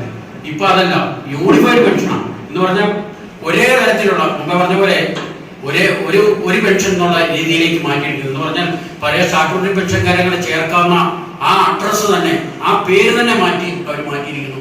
അതുകൊണ്ട് തീർച്ചയായിട്ടും പഴയ പെൻഷൻകാര് ഇനി പുതിയ പെൻഷനിലേക്ക് വരുന്ന സാഹചര്യം വരാതിരിക്കണമെന്നുണ്ടെങ്കിൽ സംഘടിത പോരാട്ടം മാത്രമാണ് നമുക്കിപ്പോൾ ഉള്ള കൈമുതല്. ആ സംഘടിത പോരാട്ടത്തിലൂടെ മാത്രമേ നമുക്കൊക്കെ നേടിയെടുക്കാനും നിലനിർത്തിക്കൊണ്ടു പോകാനും പറ്റുള്ളൂ. ഈ അവസരത്തിൽ ജീവരാജന്റെ റിട്ടയർമെന്റ് ഇനി ഏതാണ്ട് 34 മാസം സർവീസും ഇനിയും ബാക്കിയുണ്ട്. 37 ഏപ്രിൽ മാസം റിട്ടയർ ആവേണ്ടതാണ്. എന്തായാലും ഇപ്പൊ VR കൊടുത്ത് പോകുന്നു. ഈ 3-4 വർഷമെല്ലാം ഈ വരുമാന ഭാവിയിൽ നമ്മുടെ റഫറൻഡ് അടക്കമുള്ള കാര്യങ്ങളിൽ ജീവരാജന്റെ സഹായം ഉണ്ടാവും. എന്തായാലും എല്ലാവിധ ആശംസകളും അദ്ദേഹത്തിന് നേർന്നുകൊണ്ട് ഞാൻ നിർത്തുന്നു. അഭിവാദ്യങ്ങൾ. മുതിർന്ന നേതാക്കളെ, എൻ്റെ പ്രിയപ്പെട്ട സഹാക്കളെ, സുഹൃത്തുക്കളെ, രാത്രി ഡ്യൂട്ടിയുള്ളവരും രാത്രി ഡ്യൂട്ടി കഴിയുന്നവരും അതുപോലെ ഒരു ഉച്ചയ്ക്ക് വന്ന് ഇത്ര സ്നേഹനിർഭരമായ ഒരു യാത്രയെ തന്നത് ഈ സംഘടനകളോടും അതുപോലെ എന്നോട് വ്യക്തിപരമായിട്ടുള്ള സ്നേഹം കൊണ്ടാണെന്ന് എനിക്ക് നല്ല ബോധ്യമുണ്ട്. അതിന് ഞാൻ ഓരോരുത്തരോടും അവേദമായ നന്ദി അറിയിക്കുകയാണ്. ആരോഗ്യപരമായ പ്രശ്നങ്ങൾ കൊണ്ടാണ് പ്രധാനമായിട്ടും ഞാൻ VR എടുത്തത്. ഇവിടെ ചിലർക്ക് അതിൽ സംശയം ഉണ്ടെന്ന് മോളിയോട് സംശയം പറഞ്ഞു. അത്ര വലിയ പ്രശ്നമുണ്ടോ? ചെറിയ പ്രശ്നമുണ്ട്. കാരണം ഞാൻ അൺഫിറ്റ് ആയതിനു ശേഷം DRIയിൽ ചേർന്ന് പ്രവർത്തിച്ചെങ്കിലും രവിസഖാവ് സൂചിപ്പിച്ചതുപോലെ പെട്ടെന്ന് എന്നെ ബ്രാഞ്ച് ഹെഡ് ക്വാർട്ടർ ബ്രാഞ്ചിന്റെ പ്രസിഡന്റ് ആക്കിയത് തന്നെ ഞാൻ വളരെ അതിശയത്തോടെയാണ് സ്വീകരിച്ചത്. പലപ്പോഴും എനിക്ക് DRIയുടെ പ്രവർത്തനങ്ങളിൽ വേണ്ടത്ര പങ്കെടുക്കാൻ കഴിഞ്ഞിരുന്നില്ല. അത് ഒഴികഴിവല്ലായിരുന്നു. ധനേഷിനൊക്കെ അറിയാം. ഇപ്പൊ രാവിലെ ഒരു മീറ്റിംഗ് വിളിച്ചാൽ ഞാൻ മിക്കവാറും ഉച്ചയ്ക്കുള്ള ഡ്യൂട്ടിയാണ് പ്രിഫർ ചെയ്യാറ്, 1 മണിയുടെ ഡ്യൂട്ടി. എൻ്റെ ഒരു പ്രധാന കാരണം രാവിലെ എഴുന്നേറ്റ് ഫിസിയോതെറാപ്പി ചെയ്ത് കുഴമ്പൊക്കെ ഇട്ട് എൻ്റെ ഷോൾഡറിന്, കാരണം ഷോൾഡറിന് സാധാരണ ഒരു അപകടം പറ്റിയാൽ ഈ കോളർ ബോണാണ് പൊട്ടുക. എൻ്റെ നിർഭാഗ്യവശാൽ ഈ ഇവിടെ ആ റൗണ്ട് ഹെഡ് ഉണ്ടല്ലോ, അത് പൊട്ടിയാൽ ഒരിക്കലും അത് പഴയ അവസ്ഥയിലേക്ക് വരില്ല. അപ്പൊ നമ്മുടെ കൈ എപ്പോഴും ആകുന്നതുകൊണ്ട് എപ്പോഴും അവിടെ നീർക്കെട്ടുണ്ടാവും. അതിന് ഏത് അലോപ്പതി ഏത് ഡോക്ടറെ അടുത്ത് ചെന്നാലും പെയിൻ കില്ലറാണ് തരിക. അപ്പൊ ആശുപത്രിയിൽ പോകുന്നത് ഒരു ഓപ്ഷനല്ല. ഏത് ഡോക്ടറെ അടുത്ത് ചെന്ന് പെയിൻ എന്ന് പറഞ്ഞാലും പെയിൻ കില്ലർ തരുള്ളൂ. പിന്നെ ആകെ ചെയ്യാവുന്നത് ഇപ്പറഞ്ഞ കുഴമ്പൊക്കെ ഉപയോഗിക്കുക എന്നുള്ളതാണ്. കുഴമ്പ് ഉപയോഗിക്കുമ്പോൾ നല്ല ആശ്വാസം കിട്ടും. അതുപോലെ റിട്ടയർ ആയതിനു ശേഷം വേദന വളരെ കുറവുണ്ട്. കാരണം ബൈക്ക് ഓടിച്ചാൽ ഞാൻ വരാറ്. കാർ ഉപയോഗിക്കാമെന്ന് കാർ ഓടിക്കാമെന്ന് ചോദിച്ചാൽ സ്റ്റിയറിംഗ് കുറച്ച് നേരം പിടിച്ചു കഴിഞ്ഞാൽ കയ്യിൽ നല്ല വേദനയുണ്ട്. അതുപോലത്തെ പ്രശ്നങ്ങളുണ്ട്. പ്രത്യക്ഷത്തിൽ വലിയ പ്രശ്നങ്ങളില്ലെങ്കിലും പല യൂണിയനിലെ പ്രത്യേകിച്ചും DRIയിൽ പ്രവർത്തിച്ചുകൊണ്ടിരുന്നപ്പോൾ പല ആക്ടിവിറ്റിയിലും പങ്കെടുക്കാൻ കഴിയാത്തതിൻ്റെ ഒരു കാരണം ഇതായിരുന്നു. യാത്ര ചെയ്യാനുള്ള ബുദ്ധിമുട്ട്, പിന്നെ ഈ പറഞ്ഞതുപോലെ രാവിലെയൊക്കെ ആണെങ്കിൽ വരാനുള്ള ബുദ്ധിമുട്ട്. ഉച്ചയ്ക്ക് ഡ്യൂട്ടി പ്രിഫർ ചെയ്യാതെ അതുകൊണ്ടാണ്.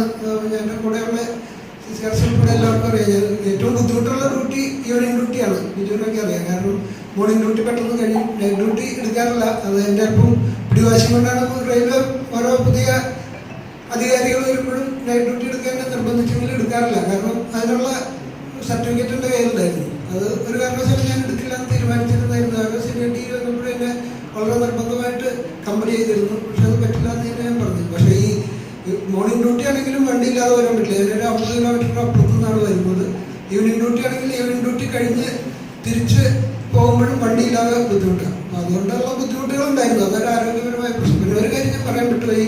ഇവിടെ വന്നപ്പോൾ എന്നോട് ചില സുഹൃത്തുക്കൾ ചോദിച്ചു, നിങ്ങൾ എന്തോ ഫാമിലി കൊണ്ടുവരാത്തത്, നിങ്ങൾ ഇതിനെ അത്ര കാര്യമായിട്ടൊന്നും എടുത്തിട്ടില്ല അല്ലേ എന്ന്. അത് തീർച്ചയായിട്ടും അങ്ങനെയല്ല. എൻ്റെ ഭാര്യ ഒരു ആർത്രൈറ്റിസിൻ്റെ ഒരു പ്രശ്നമായിട്ട് സ്റ്റേറ്റ് സർവീസിലാണ്. ഒരു ലോങ് ലീവ് കഴിഞ്ഞപ്പോൾ ഈ അടുത്ത ദിവസം ജോയിൻ ചെയ്തുള്ളൂ. ഇന്നലെ എൻ്റെ ചേട്ടൻ്റെ മോളുടെ കല്യാണമായിരുന്നു. അപ്പോൾ അത് ബന്ധപ്പെട്ട് 2-3 ദിവസം ലീവ് എടുക്കേണ്ടി വന്നു. പിന്നെ ഇന്ന് തിങ്കളാഴ്ച വീണ്ടും പോകാതിരിക്കാൻ പറ്റില്ലാത്തതുകൊണ്ട് മാത്രമാണ്. കുട്ടികളാണെങ്കിൽ 2 പേർക്കും പരീക്ഷ നടക്കുക. മകനെ LLB പഠിക്കുന്ന ആൾക്ക് യൂണിവേഴ്സിറ്റി എക്സാം നടക്കുന്നു, മകൾക്കും ഒരു ഇന്റേണൽ എക്സാം. അതുകൊണ്ടാണ്. അല്ലാതെ ഇത് വളരെ അവമതിപ്പെടുന്നത് കണ്ടിട്ടല്ല. ഞാൻ വളരെ പിന്നെ കൂടുതൽ ഞാൻ സംസാരിക്കുന്നില്ല ഈ വൈകിയ അവസരത്തിൽ. യൂണിയനുകൾ LRC ആണെങ്കിലും DRI ആണെങ്കിലും പ്രവർത്തിക്കാൻ കഴിഞ്ഞത് വലിയ ഭാഗ്യമായിട്ട് തന്നെയാണ് ഞാൻ കരുതുന്നത്. എൻ്റെ ജീവിതത്തിൽ വളരെ, കാരണം ഒരു കാലത്തും ഈ നമ്മളുടെ സുഹൃത്തുക്കൾക്ക് വേണ്ടി എന്തെങ്കിലും ചെയ്യാൻ കഴിയുന്നത് തീർച്ചയായും നല്ല കാര്യമായിട്ട് ഒരു ഇപ്പം ഞാൻ ഓർക്കായിരുന്നു. ഇവിടെ നിന്ന് ഇപ്പോൾ 78 വയസ്സാകാം അമ്പിളി അവരുടെ ഒരു മെഡിക്കൽ കാര്യമായിട്ട് വന്ന് ഞാൻ ധനേഷൻ എന്നോട് പറഞ്ഞു. അതുപോലത്തെ കാര്യങ്ങളിൽ തീർച്ചയായിട്ടും വലിയ സംതൃപ്തി എനിക്കുള്ളത്. യൂണിയൻ്റെ കാര്യത്തിലാണെങ്കിലും അത് എന്നെ കൊണ്ട് കഴിയുന്ന പരമാവധി ഞാൻ പ്രവർത്തിക്കാറുണ്ട്, പ്രവർത്തിച്ചിട്ടുണ്ട്. ആരോഗ്യപരമായ ചില പ്രശ്നങ്ങളുണ്ട്. ചിലപ്പോൾ പങ്കെടുക്കാൻ പറ്റാതെ വരുമ്പോൾ വലിയ കുറ്റബോധം എനിക്ക് മനസ്സിലുണ്ട്. കാരണം ഈ നമ്മളുടെ വലിയ നേതാക്കന്മാരൊക്കെ പറഞ്ഞിട്ടുള്ളത് പോലെ തൊഴിലാളികളുടെ ആകെയുള്ള ശക്തി നമ്മളുടെ ഐക്യവും നമ്മളുടെ ഒരുമിച്ച് നിന്നുള്ള പോരാട്ടം മാത്രമാണ്. അതിന് യാതൊരു സംശയമില്ല. മാർക്സിസ്റ്റ് ചിന്തകൻ ഗ്രാംഷി പറഞ്ഞ പോലെ തൊഴിലാളിക്ക് തൊഴിലുടമയുടെ നേരെ പ്രയോഗിക്കാവുന്ന ഏക ശക്തി അവൻ്റെ ഐക്യം മാത്രമേ ഉള്ളൂ. മറ്റൊന്നും നമ്മളുടെ കയ്യില്ല. മറ്റവർക്ക് ഒരുപാട് സംവിധാനങ്ങളുണ്ട്. നമ്മൾ ഉദാഹരണത്തിന് ഒരു കേസുമായിട്ട് പോയാൽ കോടതിയിൽ നമ്മൾ ഒന്നുകിൽ യൂണിയൻ പോകണം അല്ലെങ്കിൽ വ്യക്തിപരമായിട്ട് പോകണം. റെയിൽവേക്ക് വലിയ സംവിധാനങ്ങൾ അവിടെ ഉണ്ട്. എവിടെ ചെന്നാലും ഉണ്ട്. ഏത് സ്ഥാപനങ്ങൾക്കും എപ്പോഴും തൊഴിലുടമയ്ക്ക് അപ്പർ ഹാൻഡ് ഉണ്ട്. അതിനെതിരെ നമുക്ക് ഉപയോഗിക്കാവുന്ന ഏക ശക്തി നമ്മളുടെ ഐക്യം മാത്രമേ ഉള്ളൂ. അത് മനസ്സിലാക്കാത്ത ആള് എത്ര വിദ്യാഭ്യാസമുള്ള ആളാണെങ്കിലും ഒരു പൊട്ടനാണെന്ന് തന്നെ പറയേണ്ടി വരും. കാരണം ഒരു തൊഴിലാളിയായിട്ട് ജീവിക്കാൻ തൊഴിലുടമയ്ക്ക് നമുക്ക് മേലൊരു അപ്പർ ഹാൻഡ് ഉണ്ടെന്നും നമ്മുടെ ശക്തി ഈ ഐക്യമാണെന്ന് മനസ്സിലാക്കാതെ നമ്മുടെ ഇടയിൽ തന്നെ എന്തെങ്കിലും ഭിന്നിപ്പുണ്ടാക്കും. അത് ജാതിയോ മതോ രാഷ്ട്രീയോ എന്തെങ്കിലും രാഷ്ട്രീയമാണെങ്കിൽ പോലും അതിന്റെ പേരിൽ പോലും ഒരു ഭിന്നിപ്പുണ്ടാക്കുന്നവർ സത്യത്തിൽ മണ്ടന്മാരാണ്. കാരണം തൊഴിലാളിയുടെ ഏക ആയുധത്തെ അവൻ മൂർച്ചയില്ലാത്തതാക്കി കളയുകയും ചെയ്യുന്നത് അങ്ങനെ ചെയ്യുമ്പോൾ. പ്രത്യേകിച്ചും ഇന്നത്തെ സാഹചര്യം എന്ന് പറഞ്ഞാൽ വളരെ വളരെ പ്രധാനപ്പെട്ട ഒരു സാഹചര്യമാണ്. കഴിഞ്ഞൊരു 10 വർഷം ശരിക്കും പറഞ്ഞിട്ടുണ്ടെങ്കിൽ ഇന്ത്യയിൽ തൊഴിലാളികൾക്കും സാധാരണക്കാർക്കും ശബ്ദമില്ലാതിരുന്ന ഒരു സമയമായിരുന്നു കഴിഞ്ഞ 10 വർഷം. ഒരു സംശയം വേണ്ട. ആ സമയം അതിൽ നിന്ന് മാറിയത് തീർച്ചയായിട്ടും. ഉദാഹരണത്തിന് 1-ാം സ്ഥാനത്തിൽ നമ്മളുടെ കർഷക പ്രക്ഷോഭത്തിന് തന്നെ കൊടുക്കണം. കാരണം ഏത് സാഹചര്യത്തിലും ഒത്തുചേർന്ന് നിന്നാൽ പൊരുതാൻ തയ്യാറായാൽ ഏത് വലിയ അധികാരിയുടെ മുമ്പിലും അവർക്ക് വെല്ലുവിളി ഉയർത്താനാകും എന്ന് തെളിയിച്ച കർഷക സമരം വലിയൊരു ഉദാഹരണം. അതിനുശേഷമാണ് സത്യത്തിൽ ഈ ഇന്ത്യയിൽ ഒരു മാറ്റത്തിന്റെ ഒരു തുടക്കം തുടങ്ങിയത്. ഒരു തുടക്കത്തിന്റെ ആരംഭമായിരുന്നു അത്. അതുകൊണ്ട് തന്നെ ഇപ്പോൾ തീർച്ചയായിട്ടും വിലപേശ ശക്തി ഉണ്ട്. ശബ്ദിക്കാൻ നമുക്ക് എതിർക്കാം എന്നൊരു ധാരണയെങ്കിലും ഉണ്ടായിട്ടുണ്ട്. കഴിഞ്ഞ ഒരു 10 വർഷം സത്യത്തിൽ ഒരു നിശബ്ദതയുടെ കാലഘട്ടമായിരുന്നു. എന്തും നടപ്പാക്കാം, ആരും ഒന്നും എതിർക്കില്ല. എതിർത്താൽ ഈ പറഞ്ഞതുപോലെ നമ്മളുടെ കയ്യിലുള്ള ആയുധത്തിന്റെ മൂർച്ച അറിയാത്ത നമ്മുടെ ആളുകൾ പോലും പറഞ്ഞു, ഇപ്പം സമരം ചെയ്തിട്ടുണ്ട് കാര്യം, നമ്മൾ വെറുതെ വെള്ളം ഉണ്ടാക്കിയിട്ടുണ്ട്, നടക്കില്ല എന്ന് പറഞ്ഞു. അങ്ങനെയല്ല എന്ന് വന്നിരിക്കുന്ന ഒരു കാലമാണ്. തീർച്ചയായിട്ടും ഒരുമിച്ച് നിന്നാൽ, ഐക്യത്തോടെ നിന്നാൽ തൊഴിലാളികളുടെ ശക്തി, തൊഴിലാളിയാണെങ്കിലും അധ്വാനിക്കുന്ന ഏത് ജനവിഭാഗത്തിന്റെ ശക്തി മനസ്സിലാക്കി തിരുത്താൻ ഏത് ഭരണാധികാരിയും നിർബന്ധിതരാകും. പക്ഷെ നമ്മളുടെ ശക്തി തിരിച്ചറിയണം എന്ന് മാത്രം. അതുകൊണ്ട് തീർച്ചയായിട്ടും ഒരു ട്രേഡ് യൂണിയൻ രംഗത്ത് പ്രവർത്തിക്കാൻ കഴിഞ്ഞതിൽ വലിയ ആത്മസംതൃപ്തിയാണ് എനിക്കുള്ളത്. തീർച്ചയായിട്ടും എൻ്റെ കഴിവിനനുസരിച്ച് ഇനിയും നിങ്ങളോടൊപ്പം പ്രവർത്തിക്കാൻ വളരെ സന്തോഷമാണ്. എല്ലാവർക്കും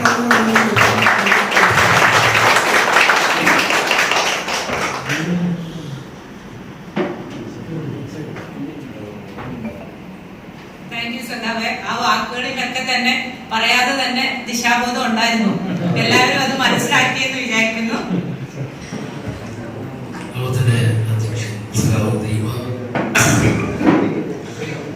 ഈ ജീവിതസേവനം ഏറ്റവും കൂടുതൽ DREകളിൽ നിന്ന് ബുദ്ധിമുട്ടിച്ച ഒരാൾ ഞാനായിരിക്കും. കാരണം ഞാൻ ബ്രാഞ്ച് സെക്രട്ടറിയും സഖാവ് ബ്രാഞ്ച് പ്രസിഡന്റുമായിരുന്നു. സഖാവിനെ ഈ പറഞ്ഞതുപോലെ എപ്പോഴും നമുക്ക് കിട്ടില്ല. എന്നാൽ ഞാനങ്ങനെ സഖാവിനെ വെറുതെ ഇരുത്താറില്ല.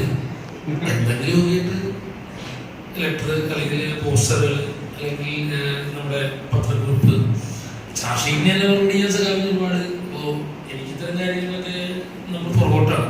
പക്ഷേ സഖാവ് ഇത്തരം കാര്യങ്ങൾ നല്ല വൃത്തിയായിട്ട് ചെയ്യും. അപ്പൊ അതുകൊണ്ട് ആൾക്കാരൊക്കെ ഞാൻ ചെയ്ത് കൊടുക്കുന്ന തിരിച്ച ആൾക്കാരുണ്ട്.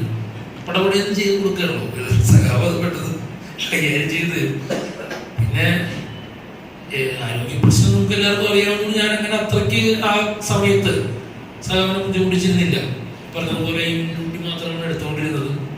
അപ്പൊ അതുകൊണ്ട് സഖാവിനെ ഡ്യൂട്ടിക്ക് രാവിലെ ഇച്ചിരി നേരത്തെ ഇറങ്ങി നമ്മുടെ പരിപാടി അറ്റൻഡ് ചെയ്ത് ഉച്ചയ്ക്ക് ഡ്യൂട്ടിക്ക് കയറാൻ പറ്റുന്ന രീതിയിൽ നമ്മളുടെ പരിപാടികൾ നിജപ്പെടുത്തി ആ സമയത്ത് കുളിച്ചൊക്കെയാണ് നമ്മൾ ചില പ്രതിഷേധ പരിപാടികളൊക്കെ ആ സമയത്ത് നടത്തിക്കൊണ്ടിരുന്നത്. പക്ഷെ അപ്പോൾ നമ്മുടെ തൊഴിലാളികൾക്ക് ഇത് വേറെ പ്രശ്നമാണ്. അവരുടെ ലഞ്ച് ബ്രേക്കിനാണ് നമ്മൾ പരിപാടി വയ്ക്കുക. സഖാവിന് അങ്ങനെ പ്രശ്നമുണ്ട്. അപ്പൊ അങ്ങനെ വളരെ കുറച്ച് പരിപാടികളാണ് സഖാവ് കൂടി പങ്കെടുത്ത് നമ്മൾ ആ സമയത്ത് നടത്തിയിട്ടുള്ളത്. ചാർജീറ്റുകളുടെ മറുപടിയാണ് പ്രധാനം. ഞാനിപ്പോൾ കഴിഞ്ഞ ദിവസം കൂടി സഖാവിനെ വിളിച്ചോളൂ. സഖാവ് ചെയ്തു തരാമെന്ന് പറഞ്ഞു. ആരെങ്കിലും തിരക്കിലായിരിക്കും റിട്ടയർമെന്റിന്റെ കാര്യങ്ങളൊക്കെ. എനിക്കിപ്പോൾ കുഴപ്പമില്ല, സഖാവ് അത് അപ്പം തന്നെ ചെയ്ത് വിളിച്ചു പറഞ്ഞ അപ്പം തന്നെ എനിക്ക് മറുപടി കിട്ടി. അപ്പൊ അത്തരത്തിൽ പിന്നെ എനിക്ക് വലിയ സഹായമായിരുന്നു. ഉപദേശം കൂടി സഖാവ് ഇടയ്ക്കിടയ്ക്ക് ഉപദേശിക്കും. ഇത്തരം കാര്യങ്ങളൊക്കെ ഈ നമ്മളൊരു ഇച്ചിരി എടുത്തിയായിട്ടും ഒരു ഇച്ചിരി പൊടിച്ചാടികളൊക്കെ അങ്ങനെയുള്ള മറ്റു കാര്യങ്ങളിലൊക്കെ ചെറിയ അലസതയൊക്കെ കാണിക്കുന്ന ആളാണ് സഖാവ്. ആ സമയത്ത് നമ്മളെ വേണ്ട രീതിയിൽ ഉപദേശിച്ച് ആ വിഷയത്തിന് ഇങ്ങനെയാണ് സമീപിക്കേണ്ടത്, അല്ലെങ്കിൽ ആ വിഷയത്തിൽ നമ്മൾ ഇന്ന നിലപാടെടുക്കണം, അത് ഇന്ന കാരണം, അങ്ങനെയൊക്കെ എന്നെ വളരെ സഹായിച്ചിട്ടുള്ള കൂടിയാണ്. പിന്നെ ബാക്കിയെല്ലാം എല്ലാവരും പറഞ്ഞു കഴിഞ്ഞു. അപ്പോൾ അതുകൊണ്ട് നമുക്ക് നേരെ നന്ദിയിലേക്ക് കടക്കാം. ഈ യോഗത്തിന്റെ ഉദ്ഘാടകൻ പെട്ടെന്ന് എനിക്ക് തോന്നുന്നു വൈകിയാണ് സഖാവിലേക്ക് അറിയിപ്പെത്തിയത് എന്നാണ് എനിക്ക് തോന്നുന്നത്.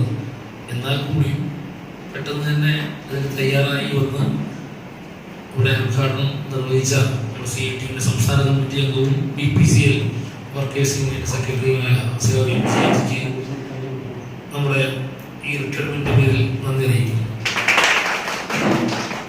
തുടർന്ന് സംസാരിച്ച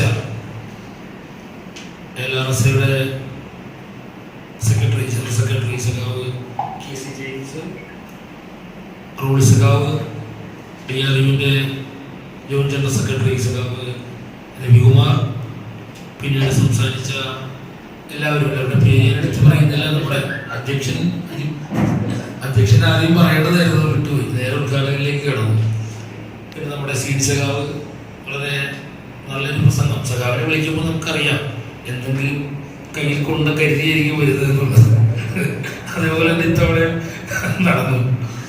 സോമൻ ചേട്ടൻ, മറ്റ് നമ്മുടെ ഉപഹാരങ്ങൾ നൽകിയ ബ്രാഞ്ചുകൾ, എയർപോർട്ട് ബ്രാഞ്ചിന്റെ സെക്രട്ടറി ജനറൽ ബ്രാഞ്ചിന്റെ സെക്രട്ടറി, നമ്മുടെ ബിനില്, പിന്നെ നമ്മുടെ എല്ലാവരുടെയും മുമ്പിൽ തലപ്പാവ് അണിയിച്ച നമ്മുടെ ജീവരാജ സഖാവിനെ രാജാവാക്കി മാറ്റിയ നമ്മുടെ ഹിന്ദി സഹോദരങ്ങൾ, മറ്റ് ഇവിടെ ആശംസ അർപ്പിച്ച ആളുകൾ, ഈ പരിപാടിയിൽ എത്തിച്ചേർന്ന് ഈ യാത്രയപ്പ് വിജയമാക്കി തീർത്ത മുഴുവൻ സഖാക്കൾക്കും ഒറ്റവാക്കിൽ നന്ദി അറിയിച്ചുകൊണ്ട് ഞാൻ